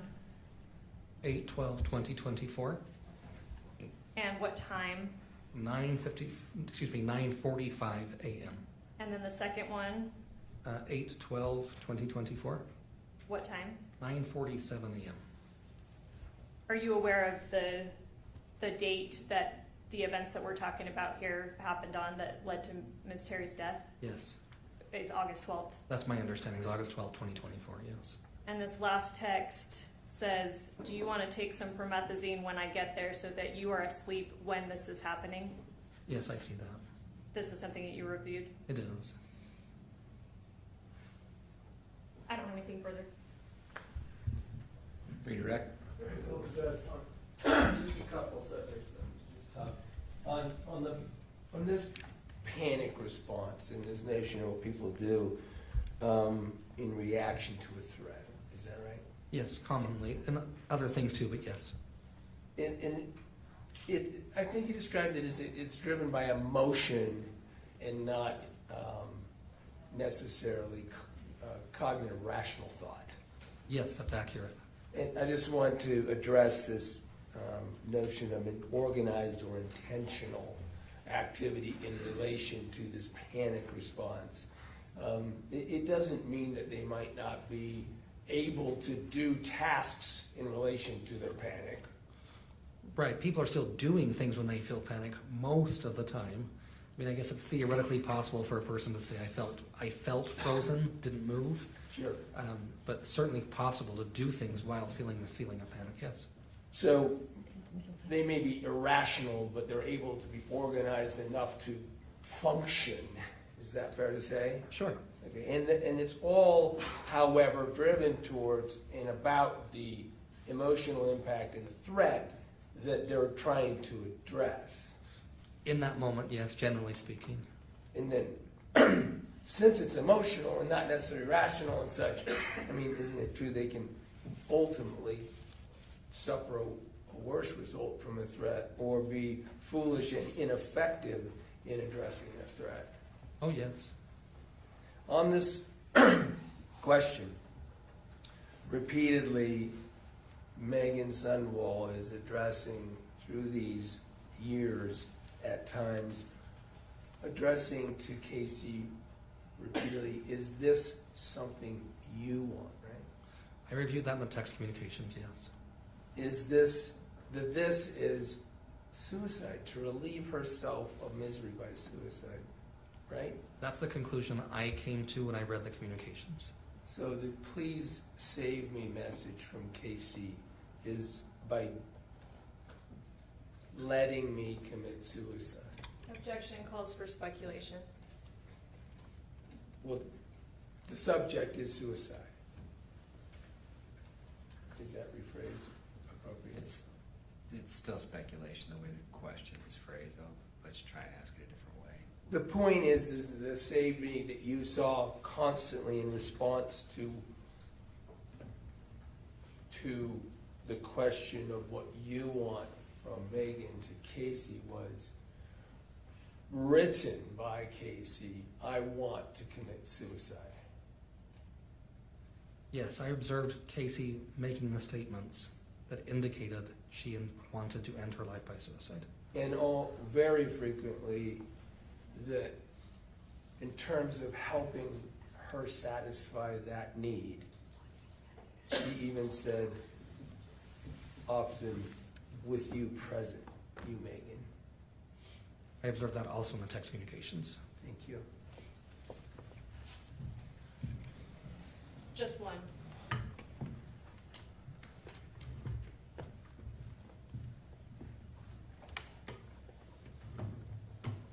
In your review of the communications, Kacee is not necessarily inconsistent with what you described as parasuicidal or even quasi-suicidal individuals.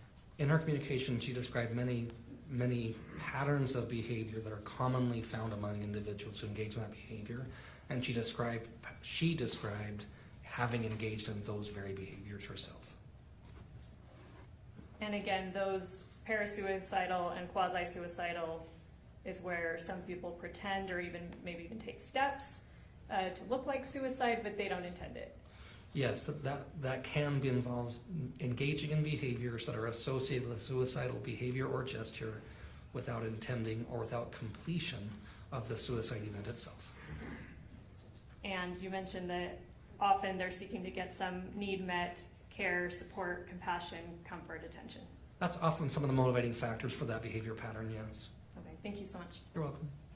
Anything else, Mr. Williams? No, thank you, Your Honor. Thank you. Can this witness step down? That's my request. Yes. Thanks for being here. Thank you, Your Honor. Free to step down. Counsel, please approach.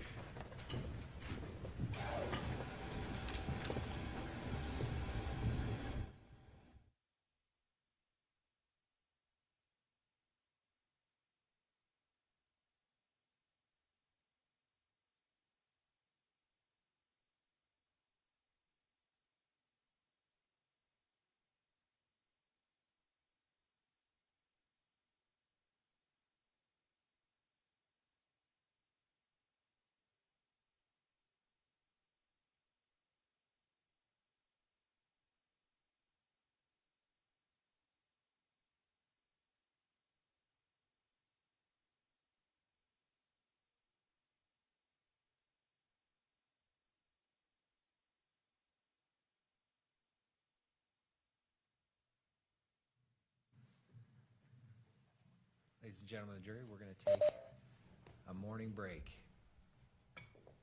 Before you take your break, you are admonished by the court that it is your duty not to converse among yourselves or to converse with any person on any subject of the trial, and it is your duty not to form or express an opinion thereon until the case is finally submitted to you. This includes no individual research on the parties, attorneys, or claims. Thank you. All rise for the jury.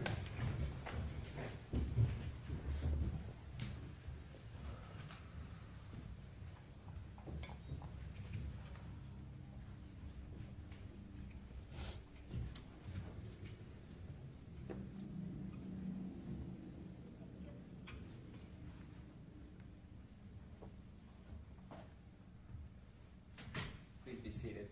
Let's try a quarter after. Yes, Your And if your witness isn't here, let us know and we'll Honor. figure it out. Okay, thank you.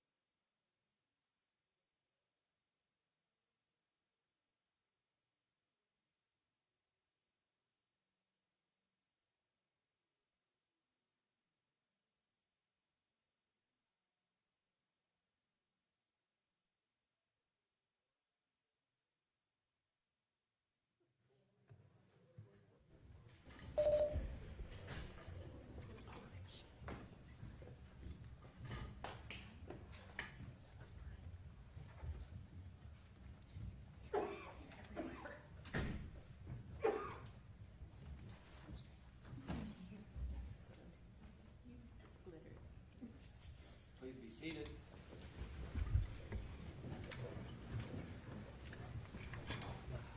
We'll go back on the record on case 251-401-132, State of Utah versus Sundwall. Mr. Williams. Your Honor, the defense calls Chris Bertram.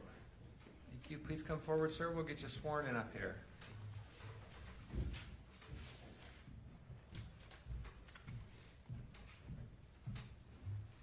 You do solemnly swear the testimony you shall give in the case now before the court will be the truth, the whole truth, and nothing but the truth, so help you God. Yes. Thank you. Come on up and have a seat.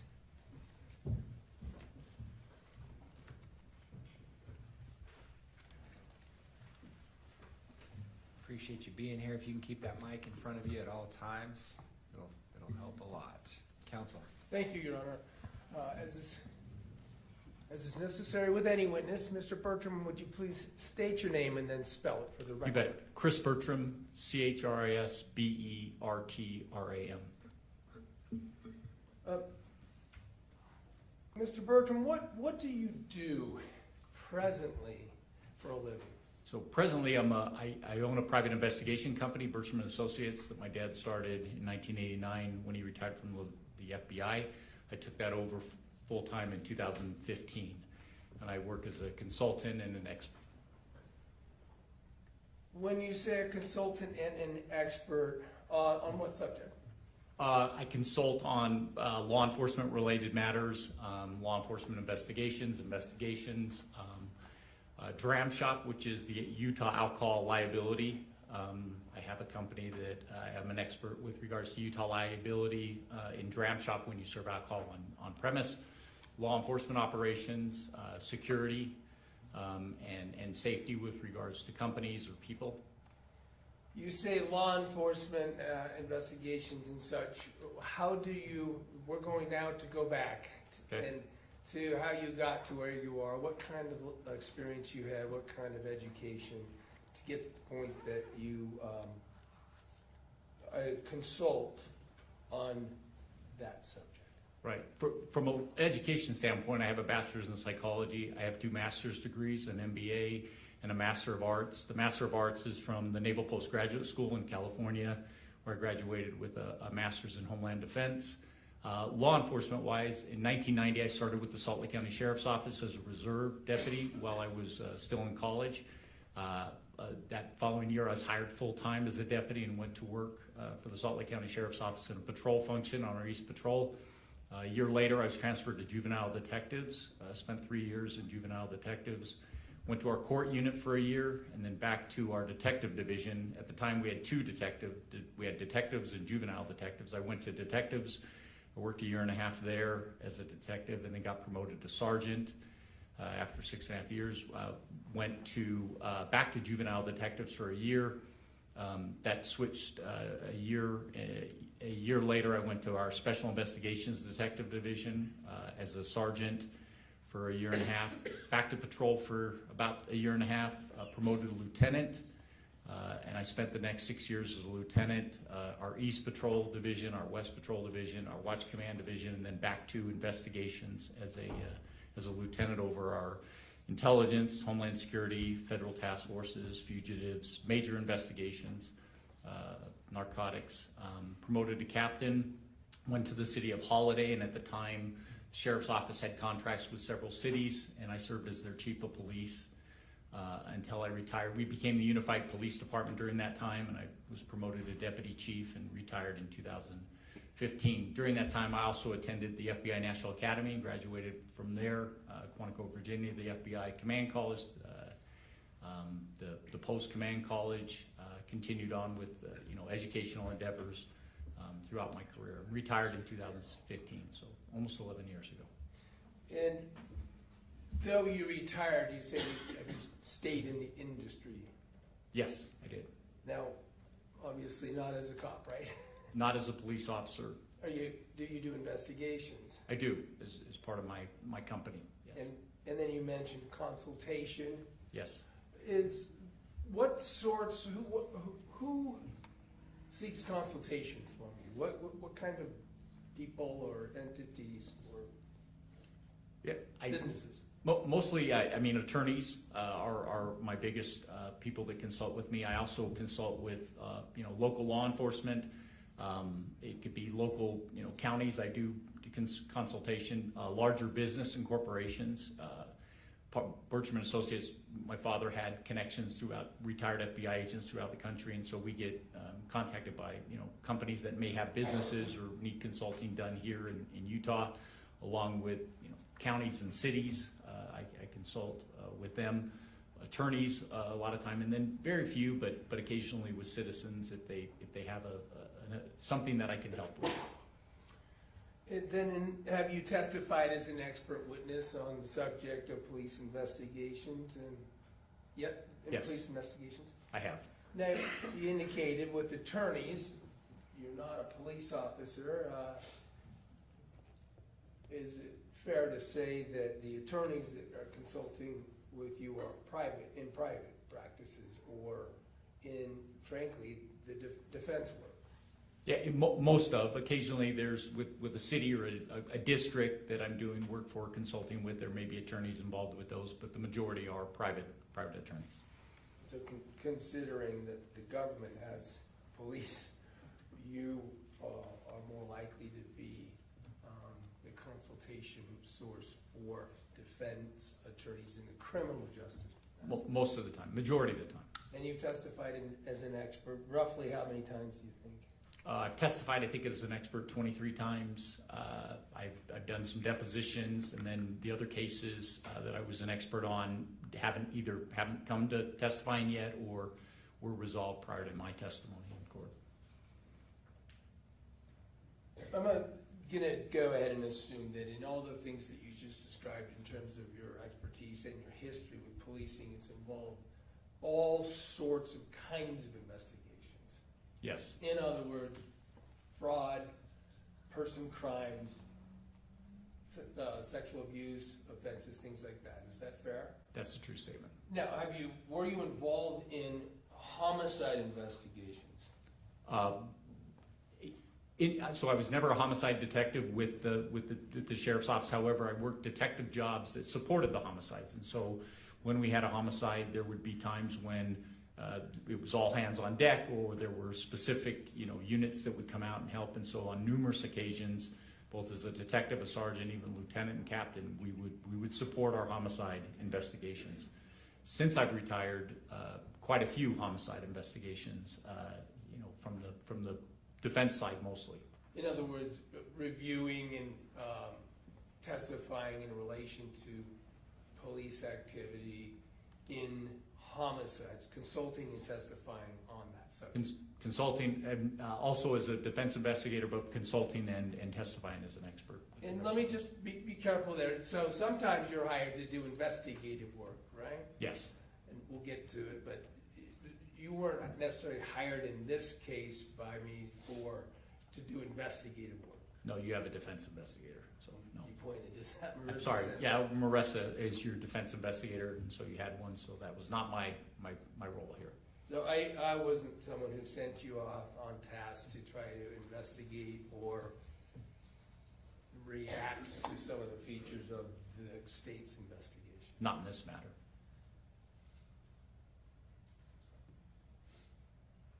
In terms of what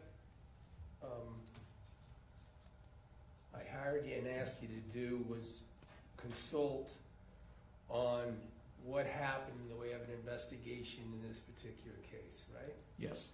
Were you provided materials to help in that task? Yes. We just learned, ironically, from a psychologist, but there's a term discovery.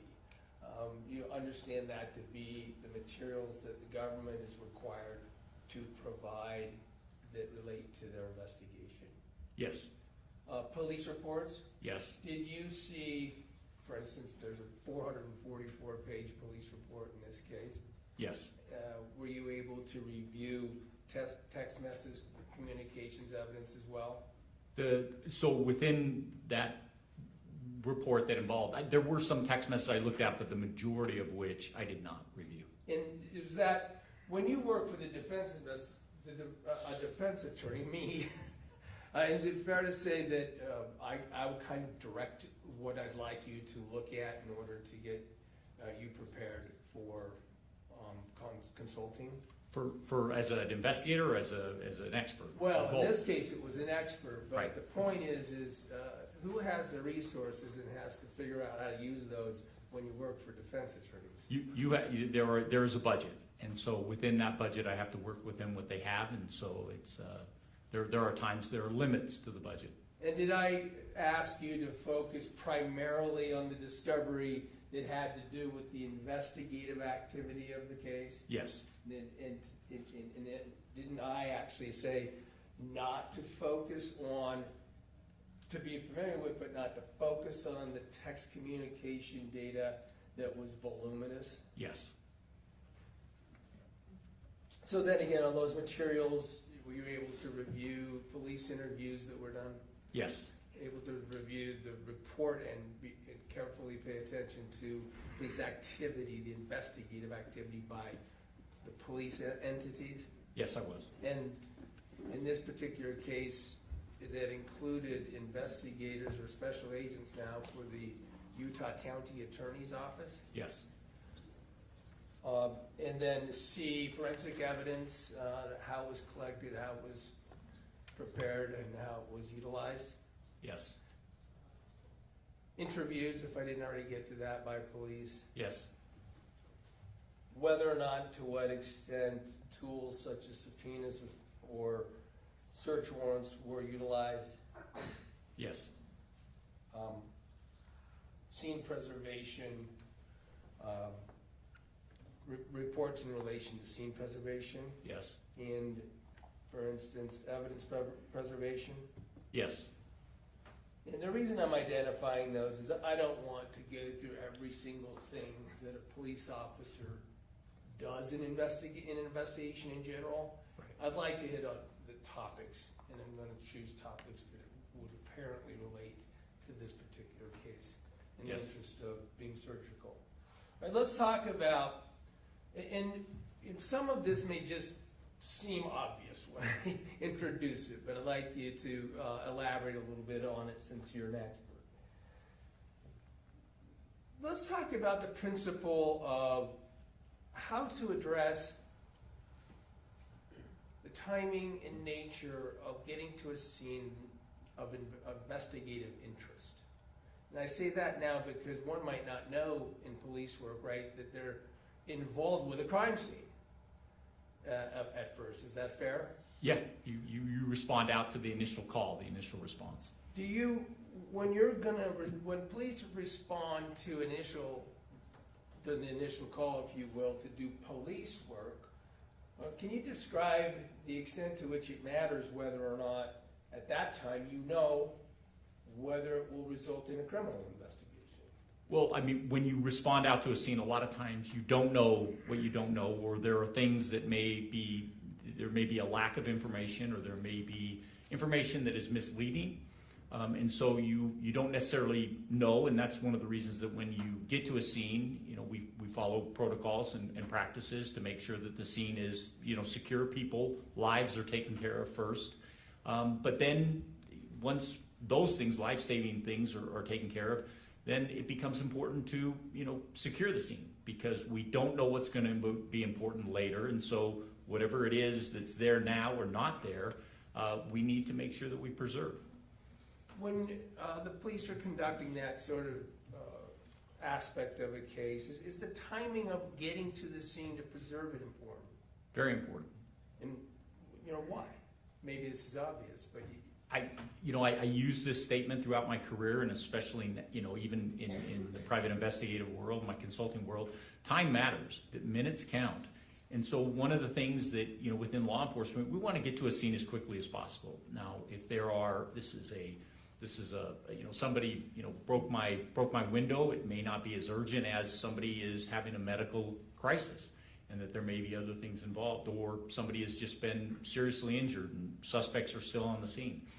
We want to get to a scene as quickly as possible so that we can, one, make sure that people are safe, and then two, make sure that we preserve and start collecting and investigating as law enforcement officers. You get a first time first.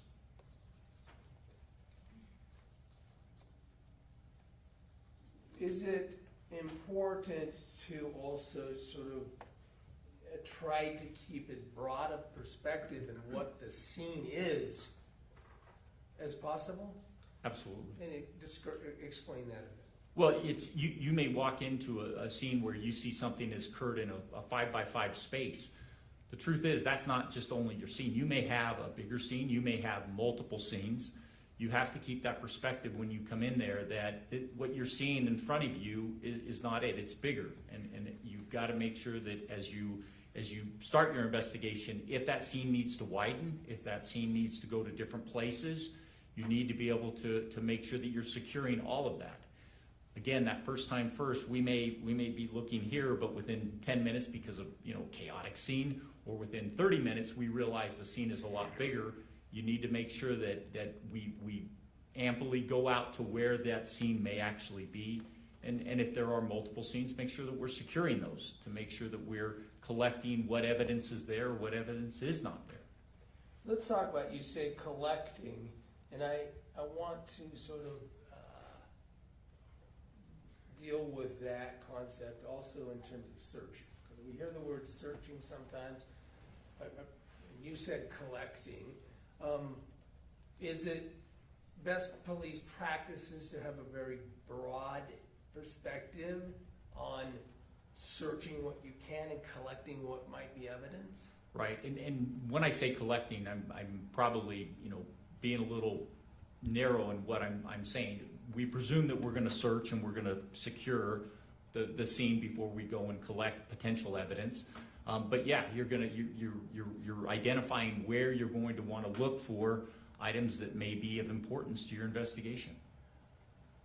Of course, in some cases you'll have to have access, for instance, to an area or to a device or something like that, right? Yes. Are sometimes legal principles involved in whether or not and how you can do searching and when? Absolutely. I want to just narrow right down to it. When you're trying to keep the broadest scene and preserve the broadest circumstance, and protect that circumstance, if it involves things that people have rights to, are you able to speak to them about their willingness to allow you to do it? Yes.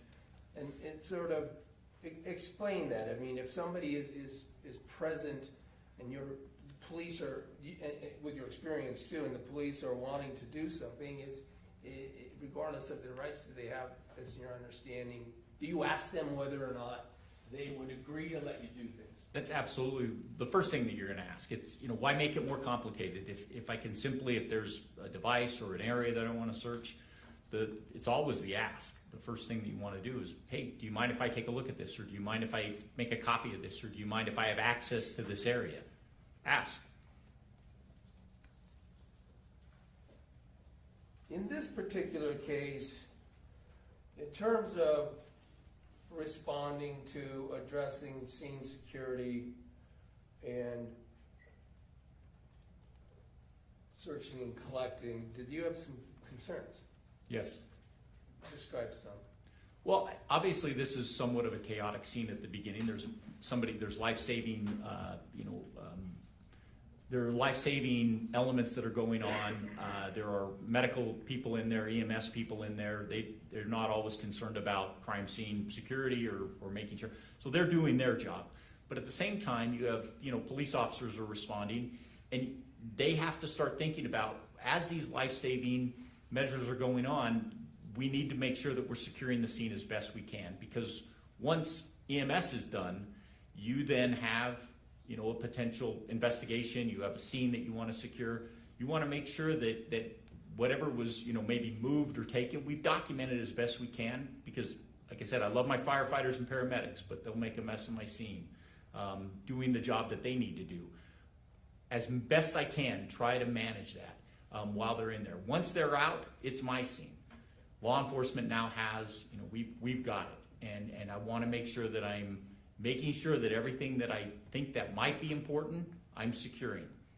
And you know, again, developing out from there as I talk to people and get access to things, there may be more areas that I want to secure and make sure that we don't tamper with, and that we, you know, can collect items and evidence that may be important later. And by the way, if you've seen body camera and things like that, wasn't it immediately discussion by the police on scene of potential drug distribution crimes? Yes. Overdose was obviously the call-in on this case, right? Yes. But while the police are still there, they're learning information of this, that it could be suspicious, Yes. could involve crimes in relation to the condition that the person who was taken by EMTs could be part of. Yes. The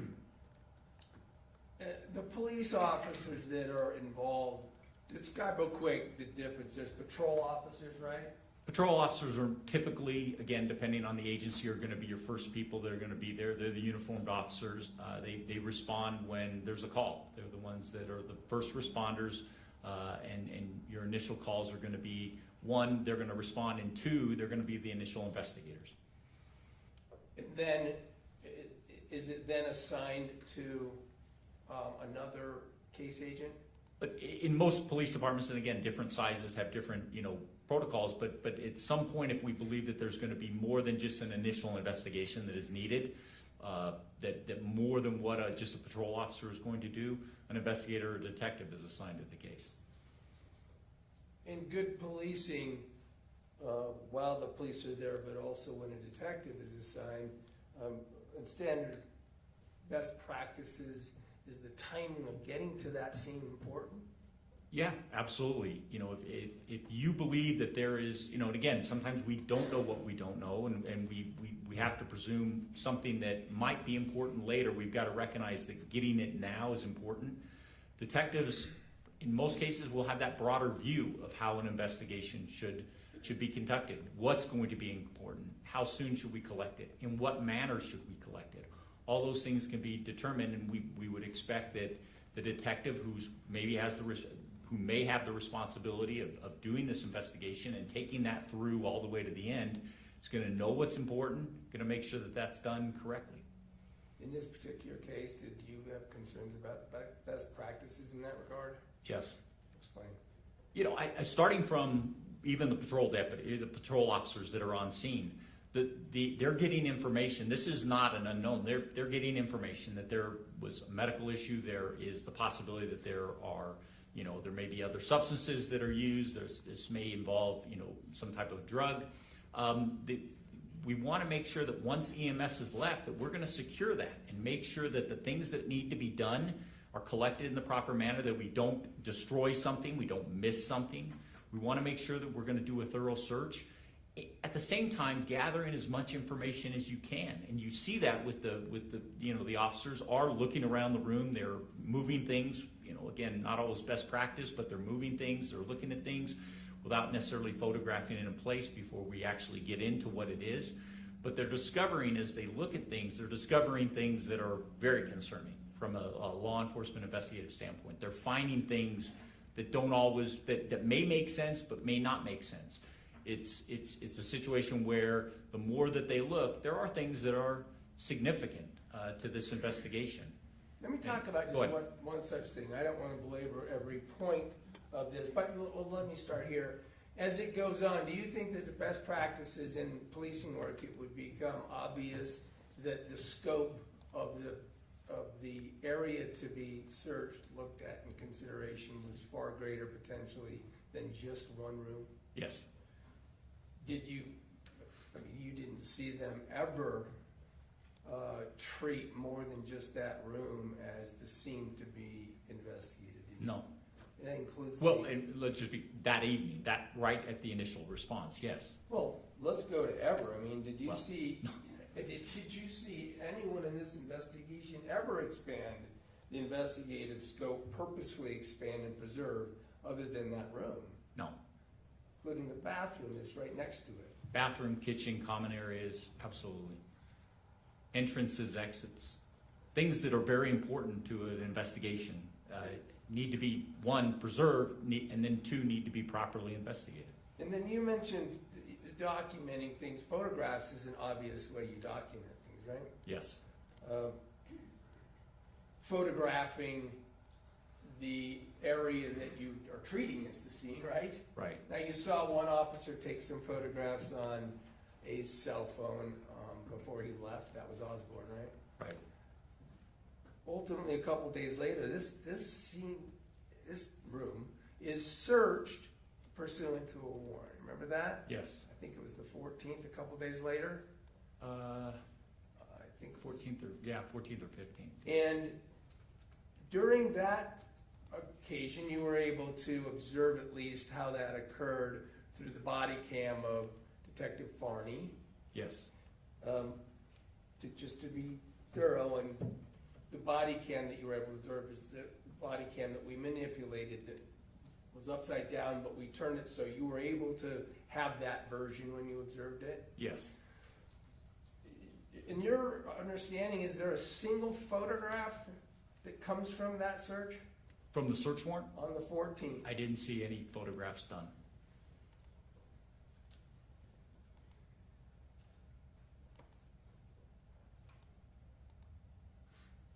We'll get to it in a minute, but there was also this ultimate addressing of the area outside on the patio with the trash search and the Fanta box, we're going to call it. You recall that? I do.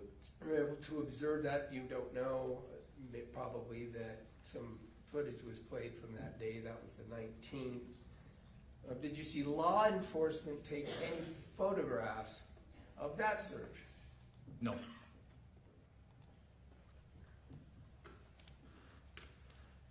Ultimately, is it your opinion that the failure to secure the scene impacted the quality and ability to have a quality investigation as it pertains to this case? Yes, it does. In how? What did we learn later that showed that the way this scene was treated, this room and this house, how it impacted the quality of the outcome? Again, the scene is mishandled. It's mishandled at the beginning. It's mishandled as the investigation moves forward with regards to what is potentially, evidence and how we collect it.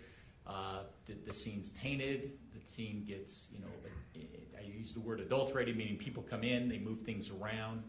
There's not explanations that are gained as to what was taken, what was removed.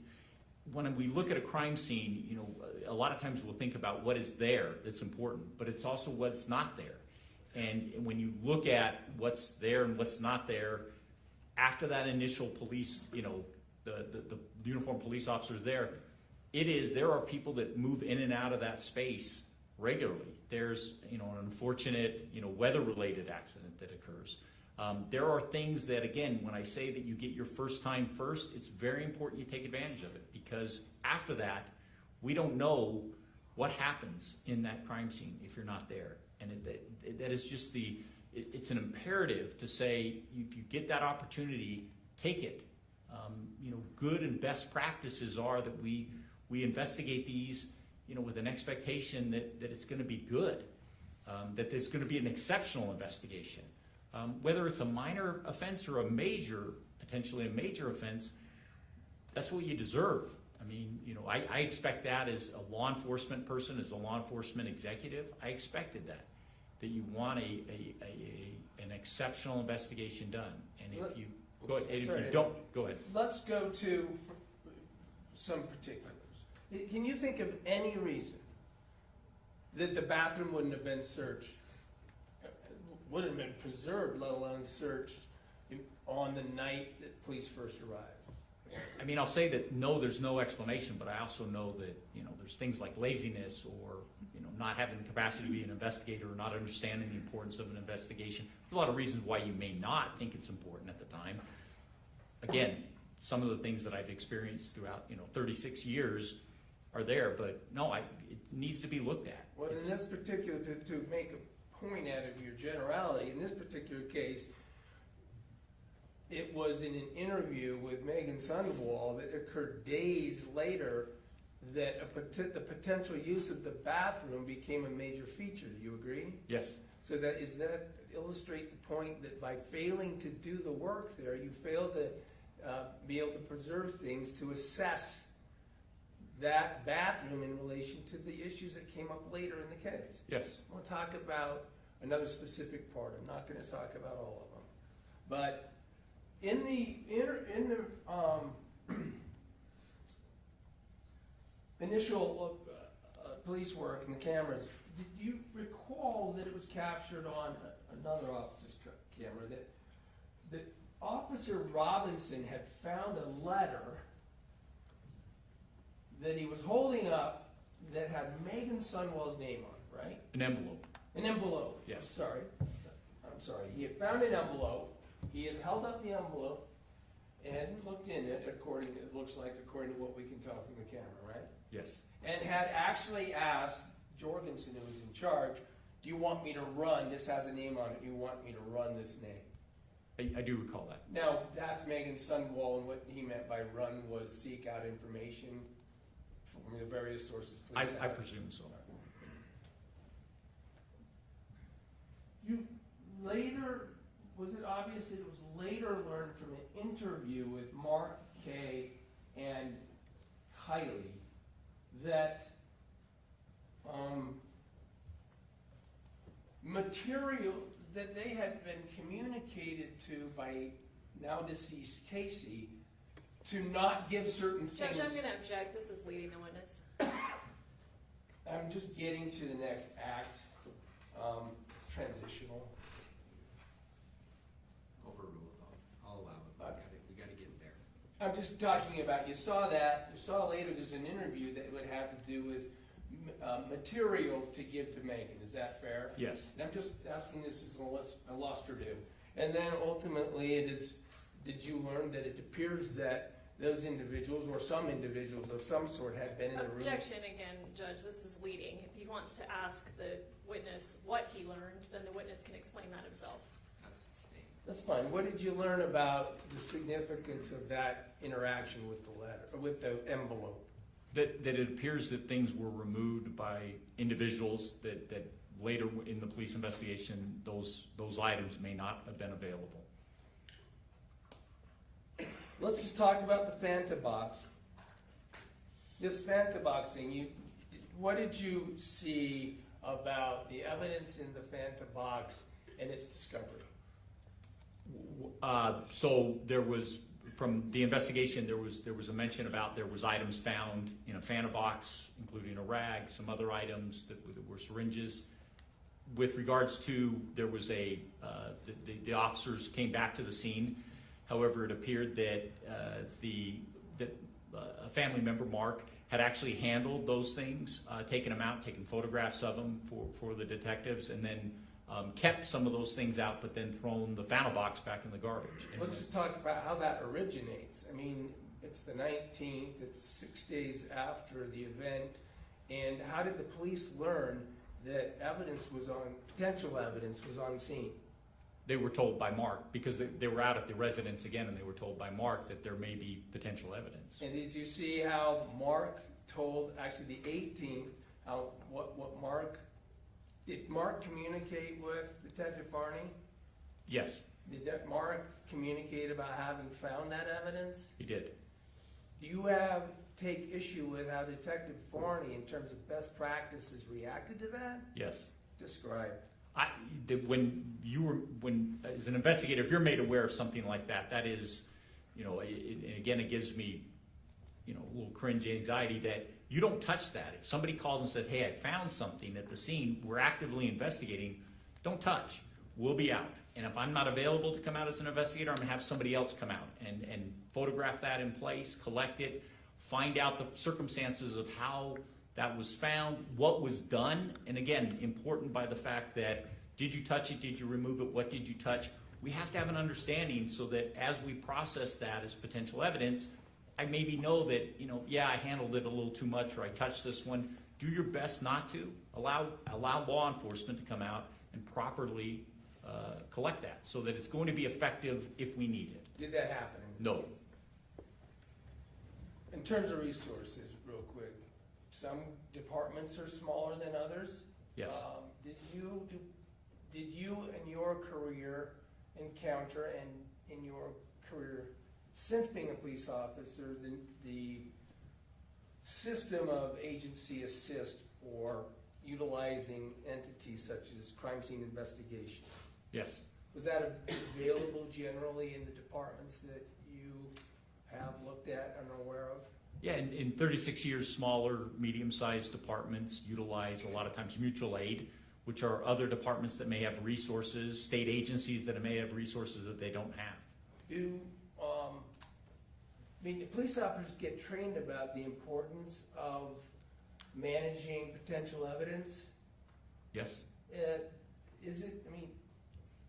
What about the issue of mismanaging it and the effect of contaminating its ability to be forensically analyzed?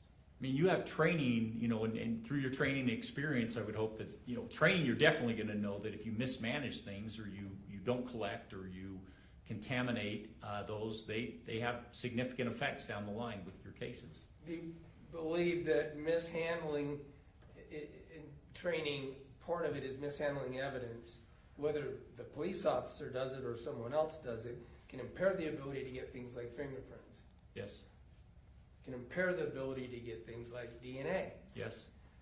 Now, when you're working as a police officer, you don't know what the DNA or the fingerprints or anything might mean, right?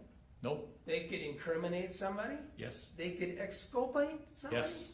Absolutely. As a police officer, are you trying to make those decisions as to where this evidence is going to flow? Well, you want to collect it in such a way that no matter which way it flows, that we preserved it. We haven't contaminated it. We haven't tainted it. Haven't lost it or misplaced it or decided not to collect it and think, man, I should go back 6 months from now and see if that's still there. That's not a good feeling. Six hours after going back is not a good feeling.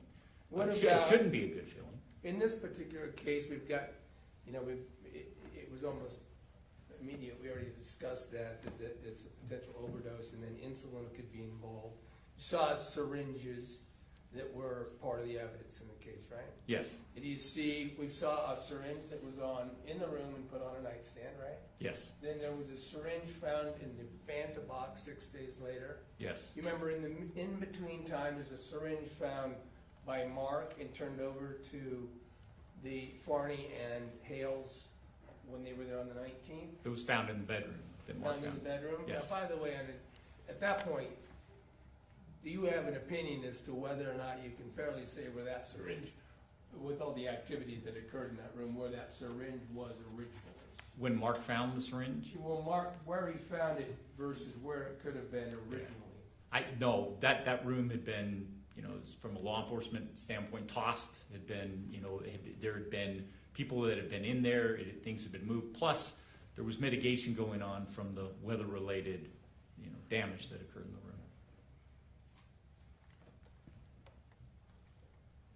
We'll talk about witness interviews real quick. Was there a witness interview circumstance that occurred in this case that gave you concern? Yes. Describe that. When they initially went out, the detective went out and talked to the family. I mean, and again, this is the follow-up for the detective talking to the family. Sometimes if you're going to talk in general, all the family members being there, but having a good developed interview with these individuals should be done, separate from them. Shouldn't be done in front of everybody. That is, potentially, again, contaminating or making suggestibility for people that may not remember something. You're, giving them the idea that, you may be even planning something in their memory. You want to make sure that these interviews are separate and that they're done, distinctly so that, nobody's standing 10 feet away and listening to what the interview is. And in this case, did you see that the apparent initial interview with Mark and Kay and Kylie was conducted at a police station, or at least a place that could be video recorded? Yes. In a room that is for formal interviews. Yes. And yet all of them were interviewed together? Yes. Did you understand that to be the first formal interview, as far as you can tell, in the case of these people? Formal interview. There've been informal conversations before then, where the case was being discussed.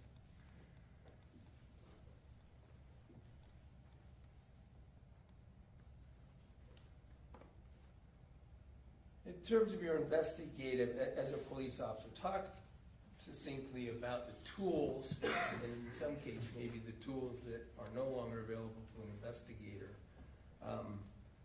that police have. That I, as and so I'm clarifying the question. Police have tools such as subpoenas and things. Yes. Do they have access to agency databases? Yes. Are those databases available to the public? No.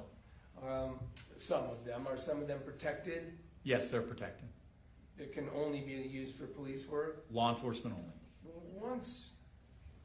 I've heard you sometimes describe the golden key. Briefly, let us know what that means in terms of police work. Yeah, I term it because of now the last 11 years. When I was a police officer, I had a golden key. I could go and ask for stuff. I had access to databases, law enforcement only databases that gave me all kinds of information.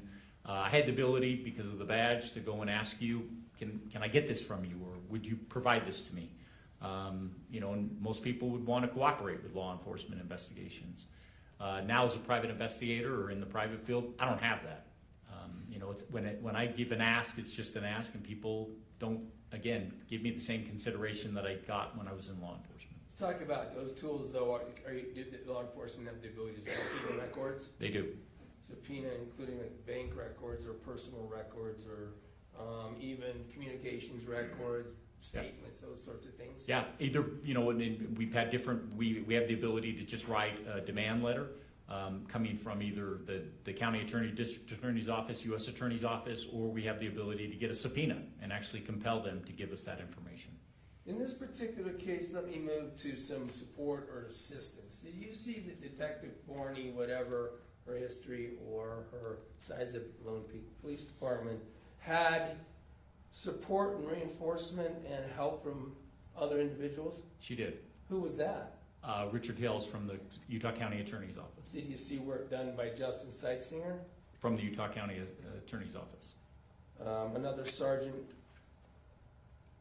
I forget, I'm dropping the name, it's no reports. At any rate, these things that you were talking about, these best practices, these expectations, will you expect those resources, someone like Richard Hales, to also understand all that? Yes. Is it fair to say that a county attorney's office has a lot of resources Yes. compared to the police station, the police offices and things that you worked on, in sometimes more resources in a county attorney's office than a police office has? Objection calls for speculation, lack of foundation. I tied it to his history with other agencies and the different sizes of police stations. Overruled. So you said you worked for all kinds of police entities. Some were small, some were big, right? Worked with. I worked Worked in, with, Yes, I sorry. worked. But yeah, you did have the ability to, again, with in Salt Lake County, we have a district attorney's office. They have resources, abilities, monies that may be available, even skills like writing the subpoenas and demanding those that you could ask for their assistance in fact, regularly did. We also could, if there was a federal nexus or we could get federal assistance, we do the same, whether with the federal agency or the U.S. Attorney's Office, ask for those resources. Would you expect trained assisting officers or special agents to interject and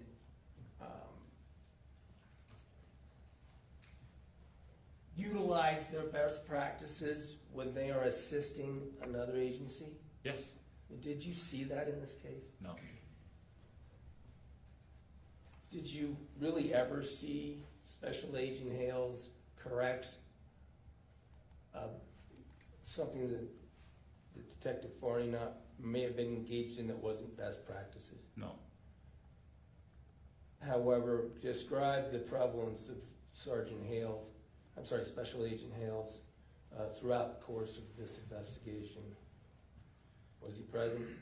He was present for quite a bit of it once he got involved, yes. By the way, phones are forensic evidence, right? Yes. Phones describe what kinds of importance phones can have and sort of information. And you can be brief about it because we did hear from Sightseer. Yeah, phones provide all kinds of, I mean, we leave a digital footprint that's amazing today. It's you can retrace what's going on in somebody's life based on the phones.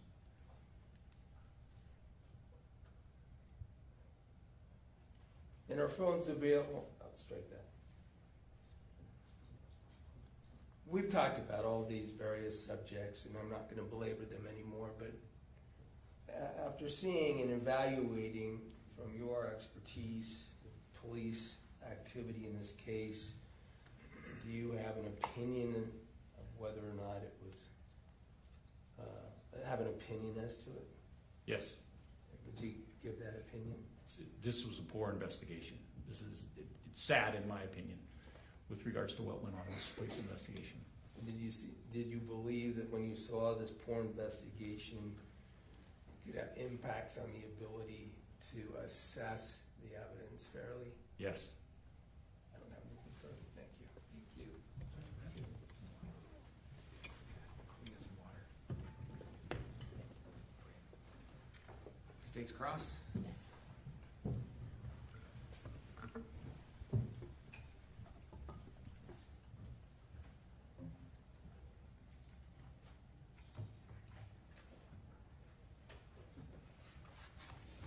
Good morning, or I guess good afternoon. By 7 minutes. You and I have not had the ability to speak or meet before, is that right? No, I'm not sure who you are. My name's Lauren, I'm one of the prosecutors. Thank you, Lauren. And we have not had that ability because you were involved in another trial up until very recently, right? Objection, Your Honor. Maybe we should approach for this one? Would you allow, is that okay?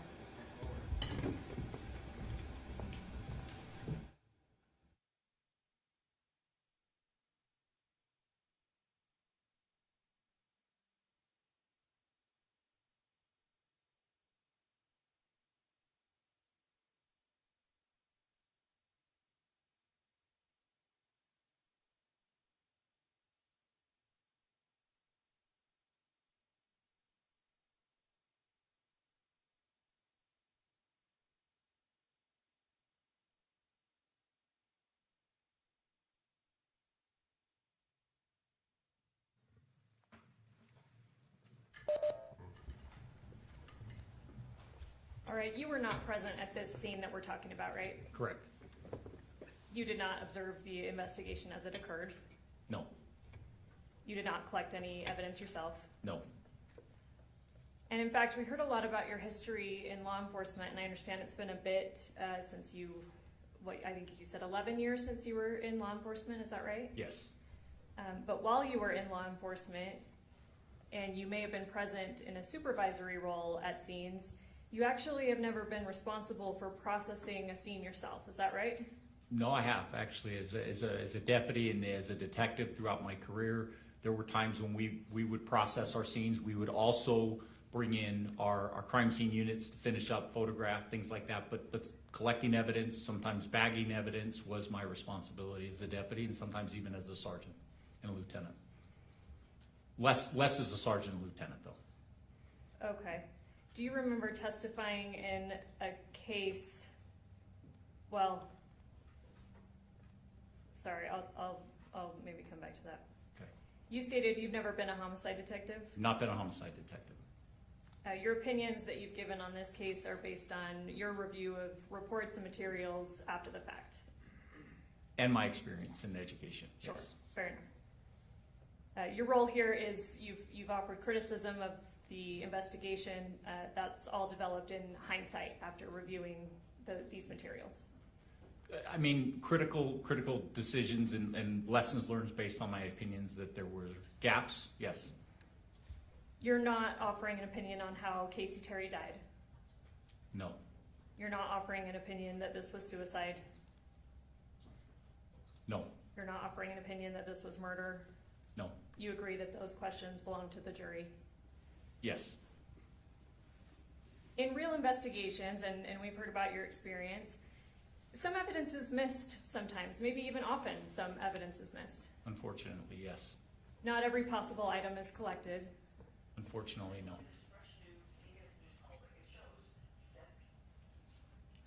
Not every test is performed. No. Maybe even natural events outside anyone's control. For instance, like in this case, a flood happened. That can unfortunately affect a scene. Yes. Yet investigations can still reach conclusions, Yes. and they can be accurate. I'm not sure I would use the word accurate with regard, if a case is, and so I can qualify it, is that if a case is incomplete and things have been missed, I'm not sure within a fairness aspect that it would be accurate. I would use the word accurate. I think people come to conclusions based on a lot of different reasons as to what they believe may have happened, absent a lot of facts and evidence that may have been missed or destroyed or overlooked. That would be a more accurate description, Okay. from my perspective. Okay, Or- so you've, as a law enforcement officer, did you see cases through to trial? Sometimes, yes. So is it your testimony then that every case that goes to trial, or that is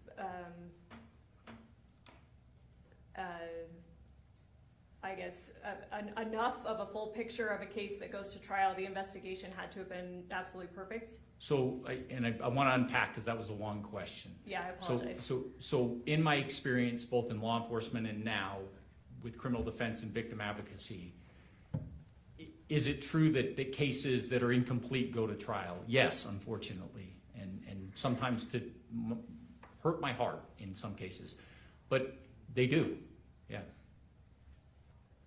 We've talked a lot about best practices, but certainly no investigation is perfect. Not completely perfect. There's always something else that could have been followed up on in hindsight. I mean, there are things that sometimes you wish you could have done better or collected in hindsight. Absolutely, that comes in. But I want to qualify that not every case is mediocre or poor or very good. There are a lot of cases that I've been involved in that are exceptionally great. Okay, exceptionally great, but have you ever seen an investigation that was perfectly done? Pretty close, but maybe not perfect. You said a lot. You don't know what you don't know. Correct. Things may be missing, and maybe law enforcement's never even aware of it. Or it's a case I don't have any information about. You're right. Fair enough. Mr. Williams talked to you a lot about how scenes, right? And how scenes can expand based on what the investigator knows, right? Correct. But there are often legal limits on how and when an officer can expand or access a scene.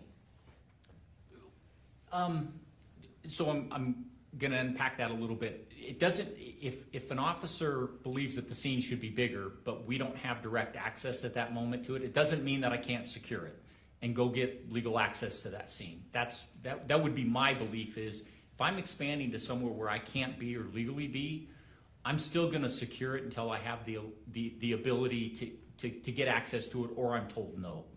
Okay, and part of that, part of one way of accessing a scene is sometimes you have to apply for a search warrant. Yes. Sometimes you may have to try to get consent for a scene. Yes. If somebody that has rights to a space, Mr. Williams asked you about that, if somebody has rights to a space, you can ask for consent to search the space. Yes. And you said that you absolutely would try to do that, right? Easiest way, easiest way.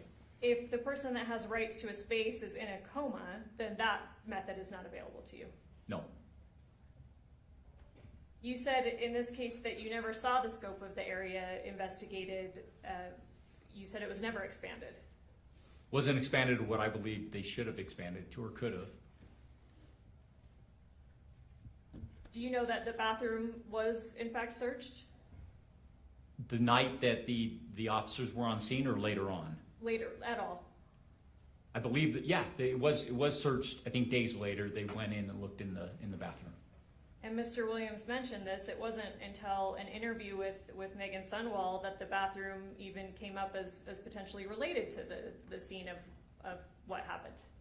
I would disagree with the characterization that it came up. I mean, as a police officer, as a detective and investigator, the proximity of a bedroom, bathroom, the scope of what's going on that night that they are there with the emergency medicals. So my belief is that is an important element to find out. You've got an area in proximity to where she was that is probably commonly used. Everybody needs a bathroom.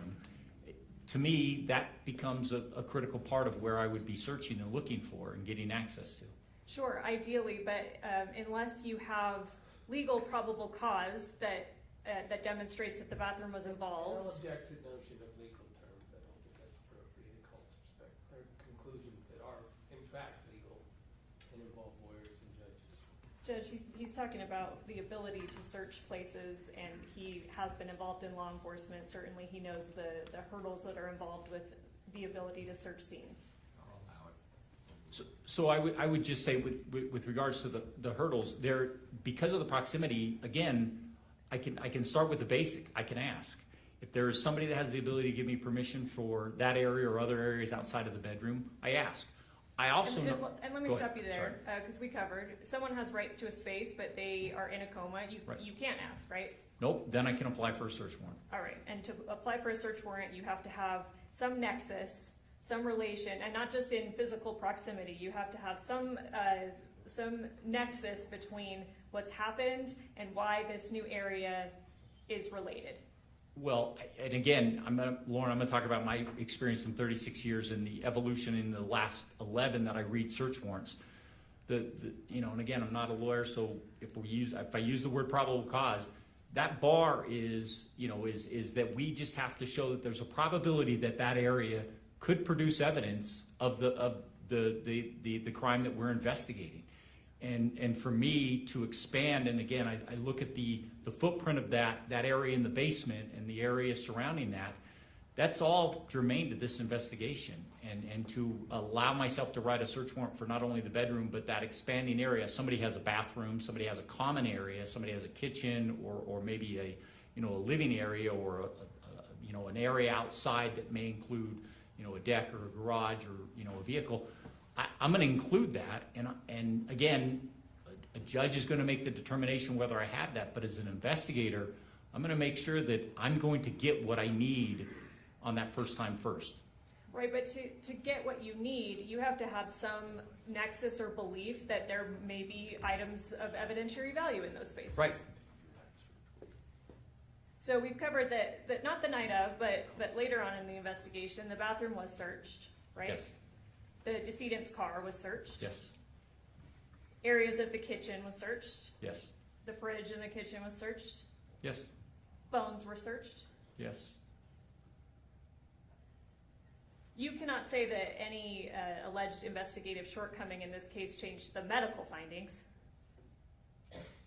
When you say medical findings, you're talking about the medical examiner's report? Yes, or toxicology findings. Well, maybe not toxicology, but I would imagine from the medical examiners, my experience is the medical examiner takes the investigator's information and applies that to what the outcome or what the cause of death could be, or what could be elements of the cause of death. Yes.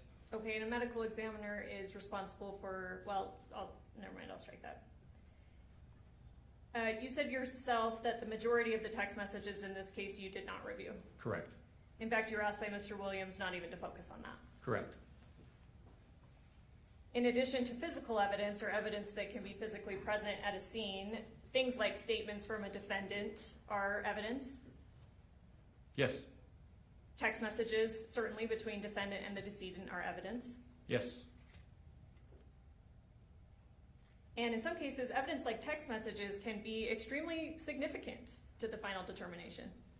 They are absolutely. Anything that, again, when we look at the totality of everything that could be evidence, text messages could actually have an impact, yes. And not just an impact, they may even be critical They're points very, of evidence. At times, text messages are very critical.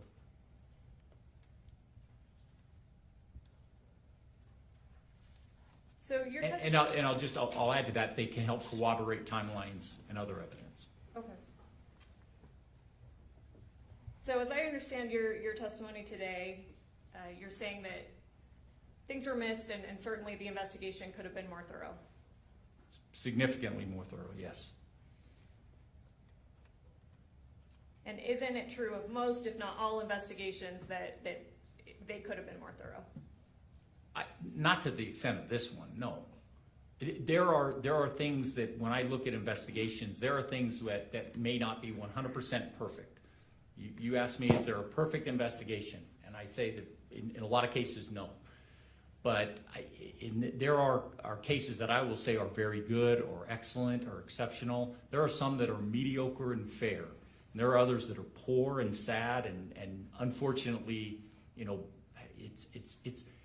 it's in my experience that the higher end law enforcement services, these important cases, I'm seeing, and again, I get involved in, you know, I do about 120 matters a year for the last 11 years, 70% of which are criminal defense, some of which are victim advocacy, that I help, you know, law enforcement, you know, make a better case. But it is, you know, within those ranges, you're right, there's no perfect, but I know the difference between something that's exceptional and very good and something that's mediocre or poor. Okay, and let's talk about, we talked about different types of evidence, right? There's certainly physical evidence that you can find on a scene. Yes. There's forensic evidence that you can have, you know, tested. Yes. And then there are things like interviews or text messages. Yes. And when you look back at the whole picture of a particular case, some of those types of evidence may end up being more illustrative or illuminating about what happened than others. They absolutely, the presence or absence of them can add to corroborating or adding to a timeline and help make it stronger, yes. And in your assessment that this case was poorly investigated, you did not review the text messages? No. That's all I have.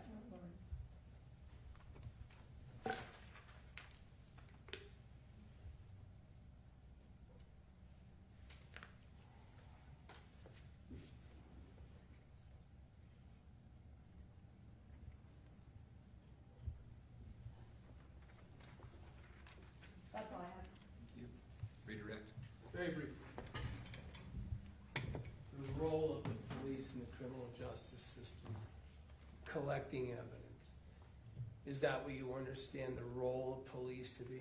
It's one of the roles, it's an important role. When you did your job, and as you look at and evaluate these investigations, is it with regard to what can be brought to the prosecutor? Yeah, it's when you do an investigation, one of the things that I think are lacking sometimes is investigators don't realize what they're thinking about at the end, 2 or 3 years later. You know, putting this and presenting it, not only to the prosecutor, but presenting it in court. But the role of the police is to bring the evidence available for a prosecutor. All evidence. Because the prosecutor has to use that to prove things that happen, right? Either prove or decide to decline. And a bungled investigation with poor evidence and missed evidence affects the ability to prove things. Can we agree? Yes. Nothing further. Anything else, Ms. Hunt? No, Judge, thank you. Thank you. Can this witness step down? That's my request, Your Honor. Thanks for being here. Thank you. Step down. Counsel, please approach.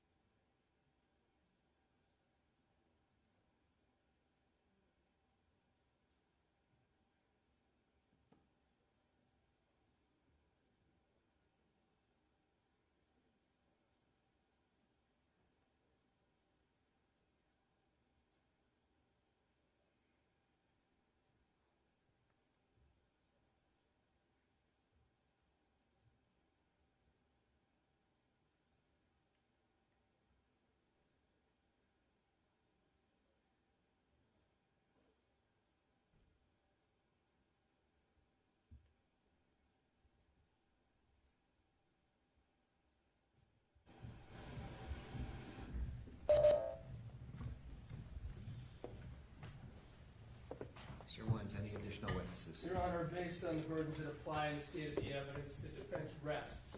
Thank you.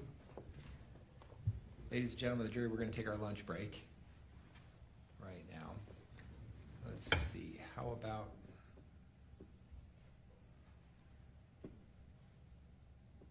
trying to do math? That's why we all went to law school. 1:45. 1:45, will that work for you? All right. Might I remind you, you are admonished by the court that it is your duty not to converse among yourselves or to converse with any person on any subject of the trial, and it is your duty not to form or express an opinion thereon until the case is finally submitted to you. This includes no individual research on the parties, attorneys, or claims. Have a good lunch. We'll see you back. All rise, jury.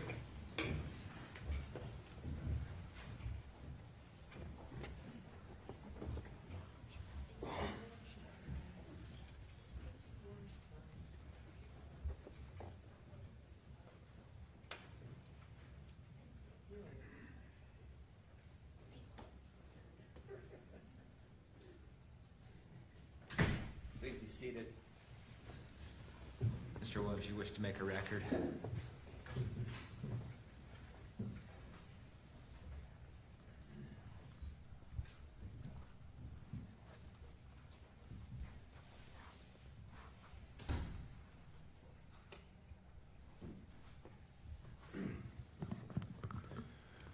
Your Honor, of course, Ms. Sundwall has the inalienable right at her choosing to testify at her trial. That's even regardless of advice. Prior to the defense resting, a full conversation throughout my representation up until today with Ms. Sundwall has been about that right, that it is hers despite my advice. I am confident. I advised her not to take the witness stand, and she indicated prior to the defense resting that she was going to follow that advice. And I'll have her confirm that that is true now, Your Honor. Ms. Sundwall, is that correct? That's correct. You understood you had the right to take the stand in your defense at this trial? Speak out loud. Yes.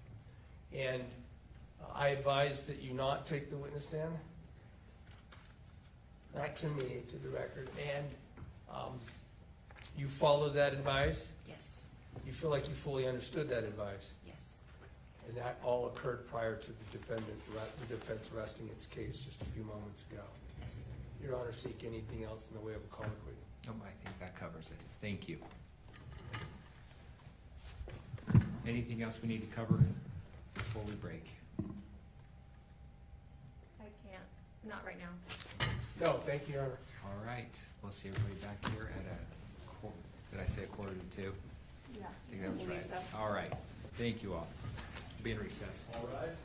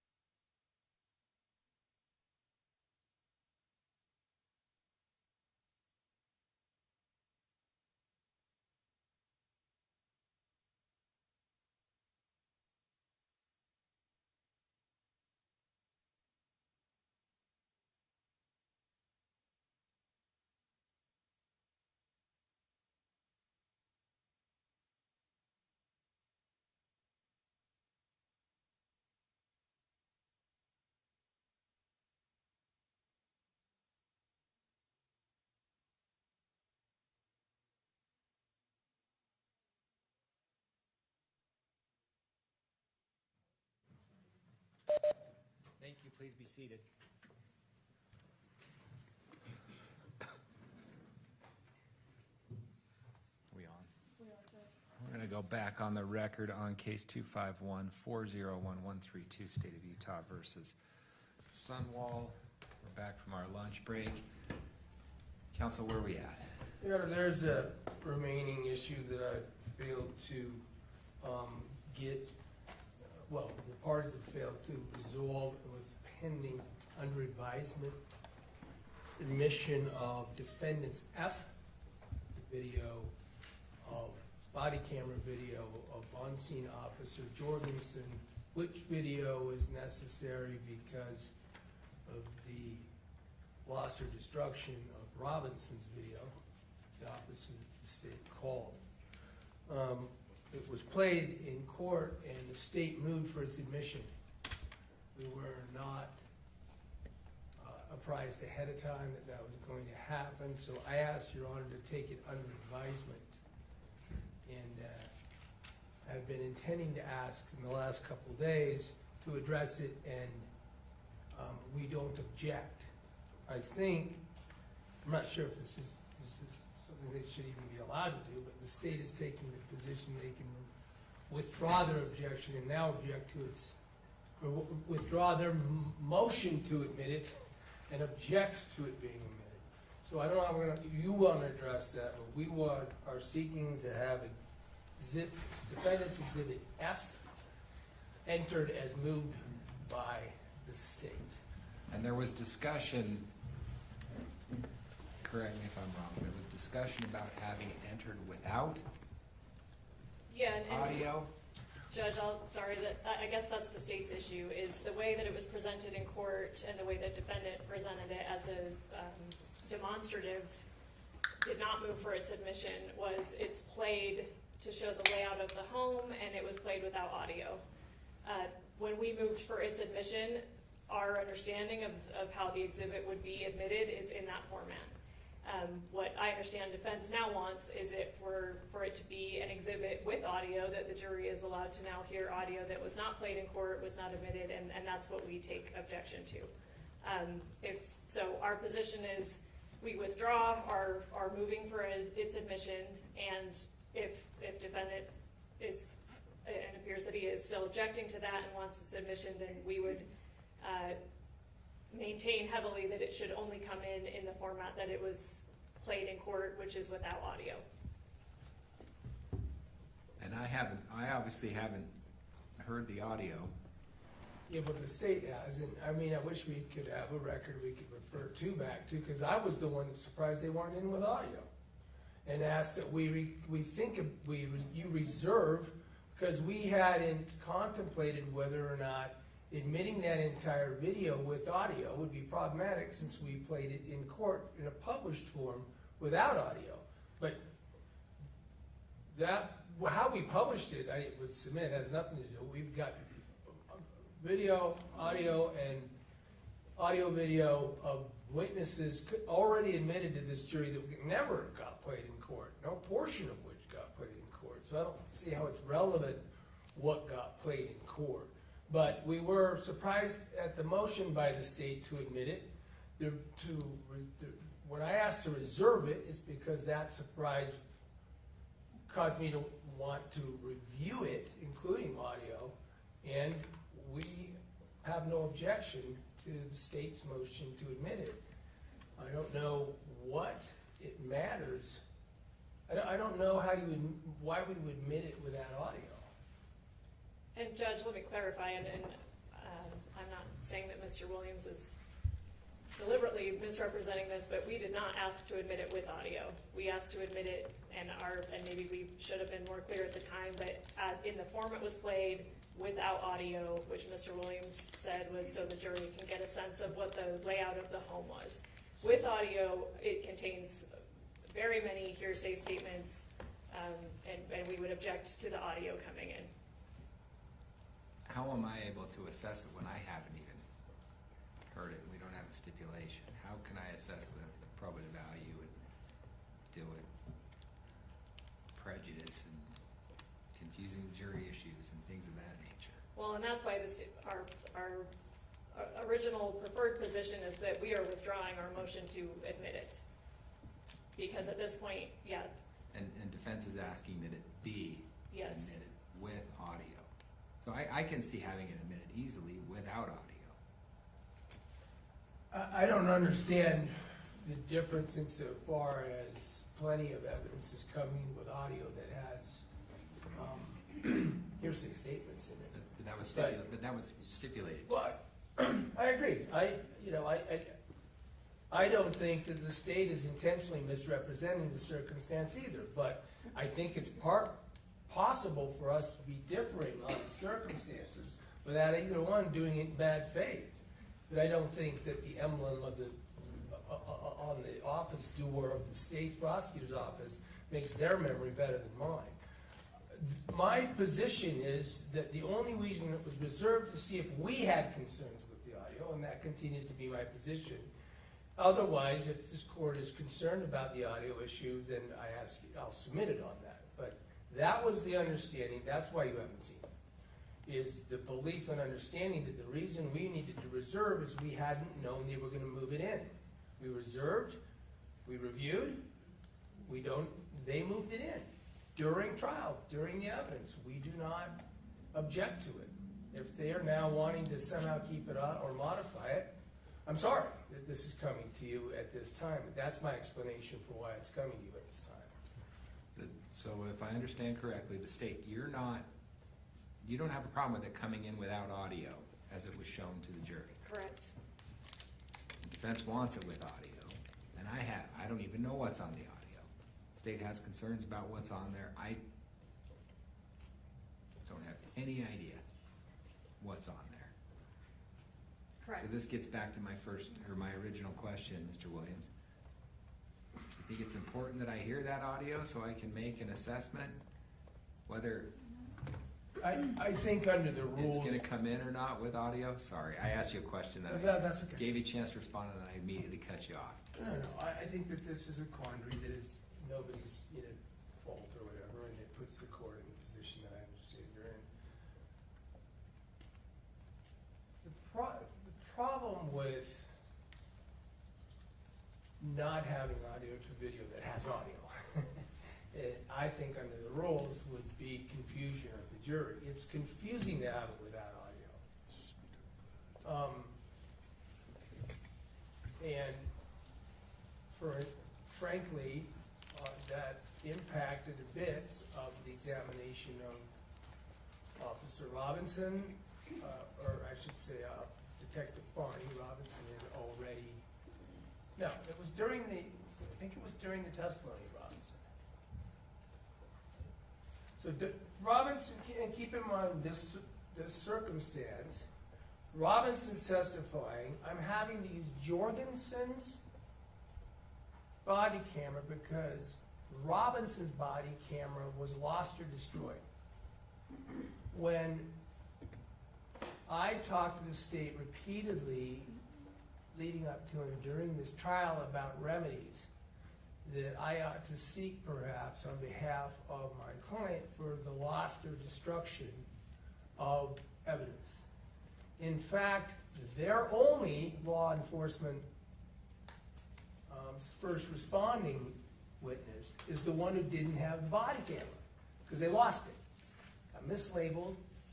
Detective Farney got to review it, and then it remained mislabeled. I don't know how that would be since she would have to know what platform it was on to review it. And we had to present circumstances in relation to Robinson's testimony with Jorgensen's body camera because of that feature. Having Jorgensen's body camera, I made the conclusion, was sufficient remedy not to bring up any kind of, not to seek a remedy from this court on the destruction of evidence, right? A Tiedemann D. Jesus problem that could come up.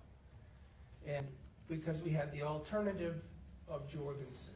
So I think with that probative value, with that dynamic in place, and with the video coming in, it would be as if his were played. We played the body cam of officers all the time, who are on the witness stand, but he didn't have that. So this would essentially at least provide the remedy of, it would at least remedy that circumstance by having a very similar and sometimes overlapping body camera in support of and in relation to the first responding officers. So just so I'm clear, on cross-examination, you're the one who brought the video up Right. and said, I'm just using it for illustrative purposes with no sound. Sometime during that, then the state, and I can't remember the argument exactly, then the state said, well, then what we would offer to have it admitted or received, and you objected. No, I didn't. That's what's important. I asked for you to reserve ruling on it. We can pull that. I asked you, I think actually it should look at that way on the exhibit list. I specifically asked. That's fine. Okay. And we're still gonna get there. Okay, but it's important. I want to make sure for the record's important Okay. because I'm not asking you. I'm just reviewing my notes. I'm not asking for any reversal of a position of mine. They're asking for a reversal of their position. They moved it in. I asked to reserve that to make sure that there wasn't something objectionable that we might have a concern over, decided there isn't, and just have failed to address it until now. And I mean, I can call witnesses if you want. And you're not arguing that when the state offered it, they were offering it in total, including audio? I am arguing that is exactly what I took from it. I don't really want to get into our discussions about it. It sounds like we won't agree what each other said about it, so I won't introduce that cactus. Yes, if I may respond. Mr. Williams is now completely shifting the issue. At the time he used the body cam, what he represented to the jury and why he even used it without audio was so the jury could get a better sense of the layout of the home. And that is the reason that we moved it into its admission, and we did not say with audio because we never contemplated the audio because it contains hearsay. And although there have been other stipulations reached between the parties of other forms of hearsay, that Mr. Williams crossed extensively on why Robinson's body cam is missing. That's his remedy for any Tiedemann issue. Trying to admit an exhibit that he illustrated or published to the jury for illustrative or demonstrative purposes, now saying that that is his remedy for missing body cam and that we need the substance of what was said in that body cam that was published to the jury is now completely shifting the issues. The state did move to its admission in the form that it was published to the jury, which is without audio. The state does object to the audio coming in because it contains hearsay that we have not stipulated to with Mr. Williams. Thank you.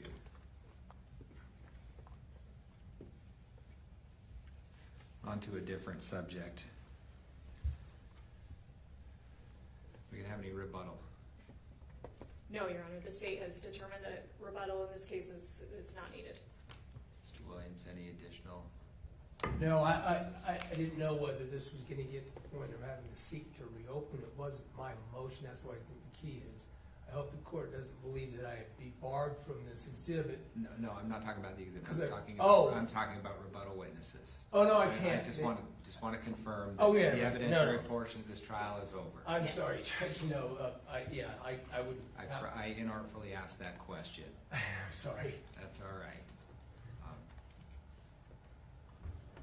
Okay. The jury's here. I don't want them to leave yet. Give me a couple minutes.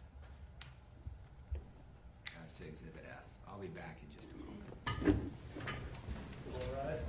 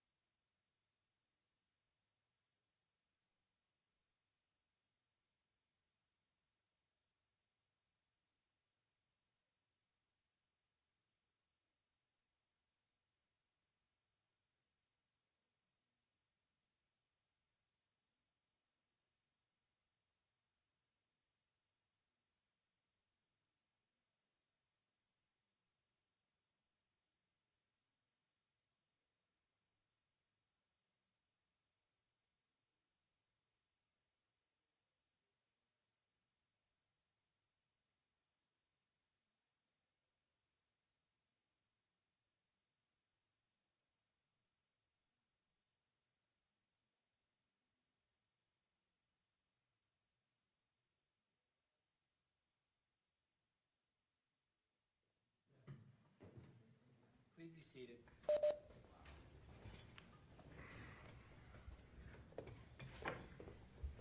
We'll go back on the record on case 251-401132.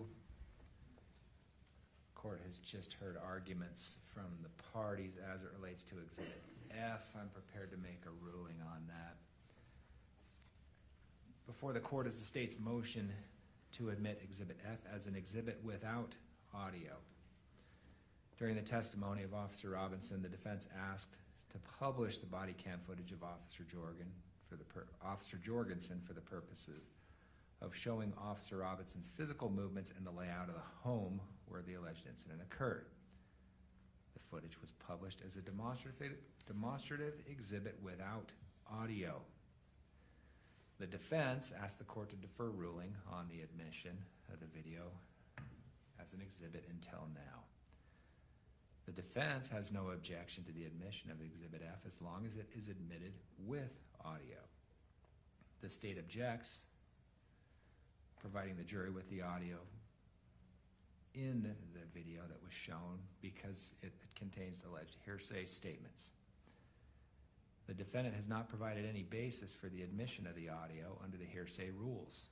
The defendant has also not provided any additional reasons the audio has probative value, such as contextualizing the visual aspects of the video for which it was proposed.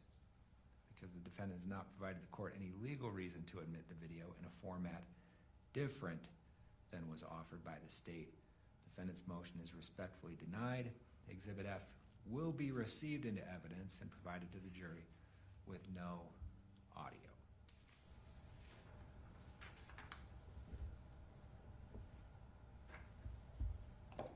All right. The evidentiary portion of the trial is finished. I believe, well, counsel, please approach.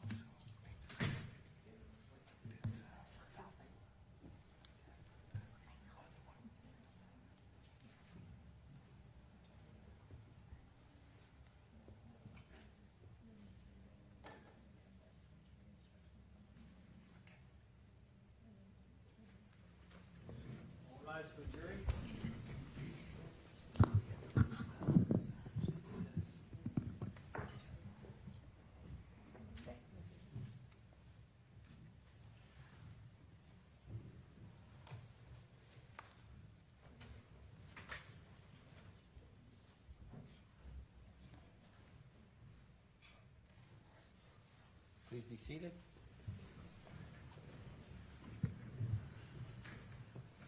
Ladies and gentlemen of the jury, welcome back from lunch. Hopefully it was a good break. As I've said many times throughout this trial, there's a lot of ebb and flow to the process. A lot of starts and stops, and a lot of pivoting that's required when putting on a case of this nature. I will cut to the chase and tell you that our work today is done. So you're going to be excused early again. I hope there's no heartburn over that on a Friday with how it looks. I haven't been outside today yet, but it looks to be okay. So you're going to be excused. We're going to reconvene on Monday morning at 10 a.m. So we need you back here Monday at 10. At that point in time, you're going to get the case. We're going to go through instructions. We're going to go through closing instructions together. Then you're going to hear arguments from counsel, and then you're going to get the case. So you will get it on Monday. Is everybody okay with 10 a.m. on Monday? Okay. So we'll go through instructions together, then you're going to hear arguments, and then you'll get started. We want to thank you for your patience and your efforts and your attention above all else. Appreciate jurors who take their oath seriously. Can't thank you enough. All right. Before you leave, you are once again admonished by the court that it is your duty not to converse among yourselves or to converse with any other person on any subject of the trial. And it is your duty not to form or express an opinion thereon until the case is finally submitted to you. This includes no individual research on the parties, attorneys, or claims. Thank you. Have a good and safe weekend. All rise for the jury.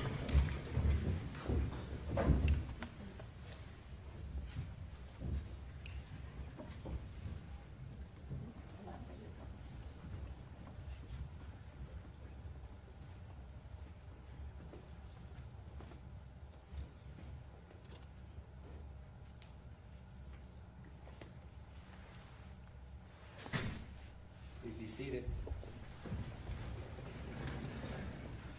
Counsel, I believe the plan is we're going to meet at 8:30 Monday morning. You guys are going to work diligently on instructions, and we're going to talk about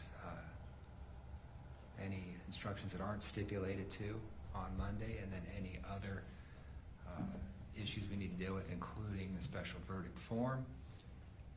Anything else we need to cover? I don't think right now. No, thank you, Your Honor. All right, thank you all for your efforts so far. Everybody stay safe. We'll be in recess.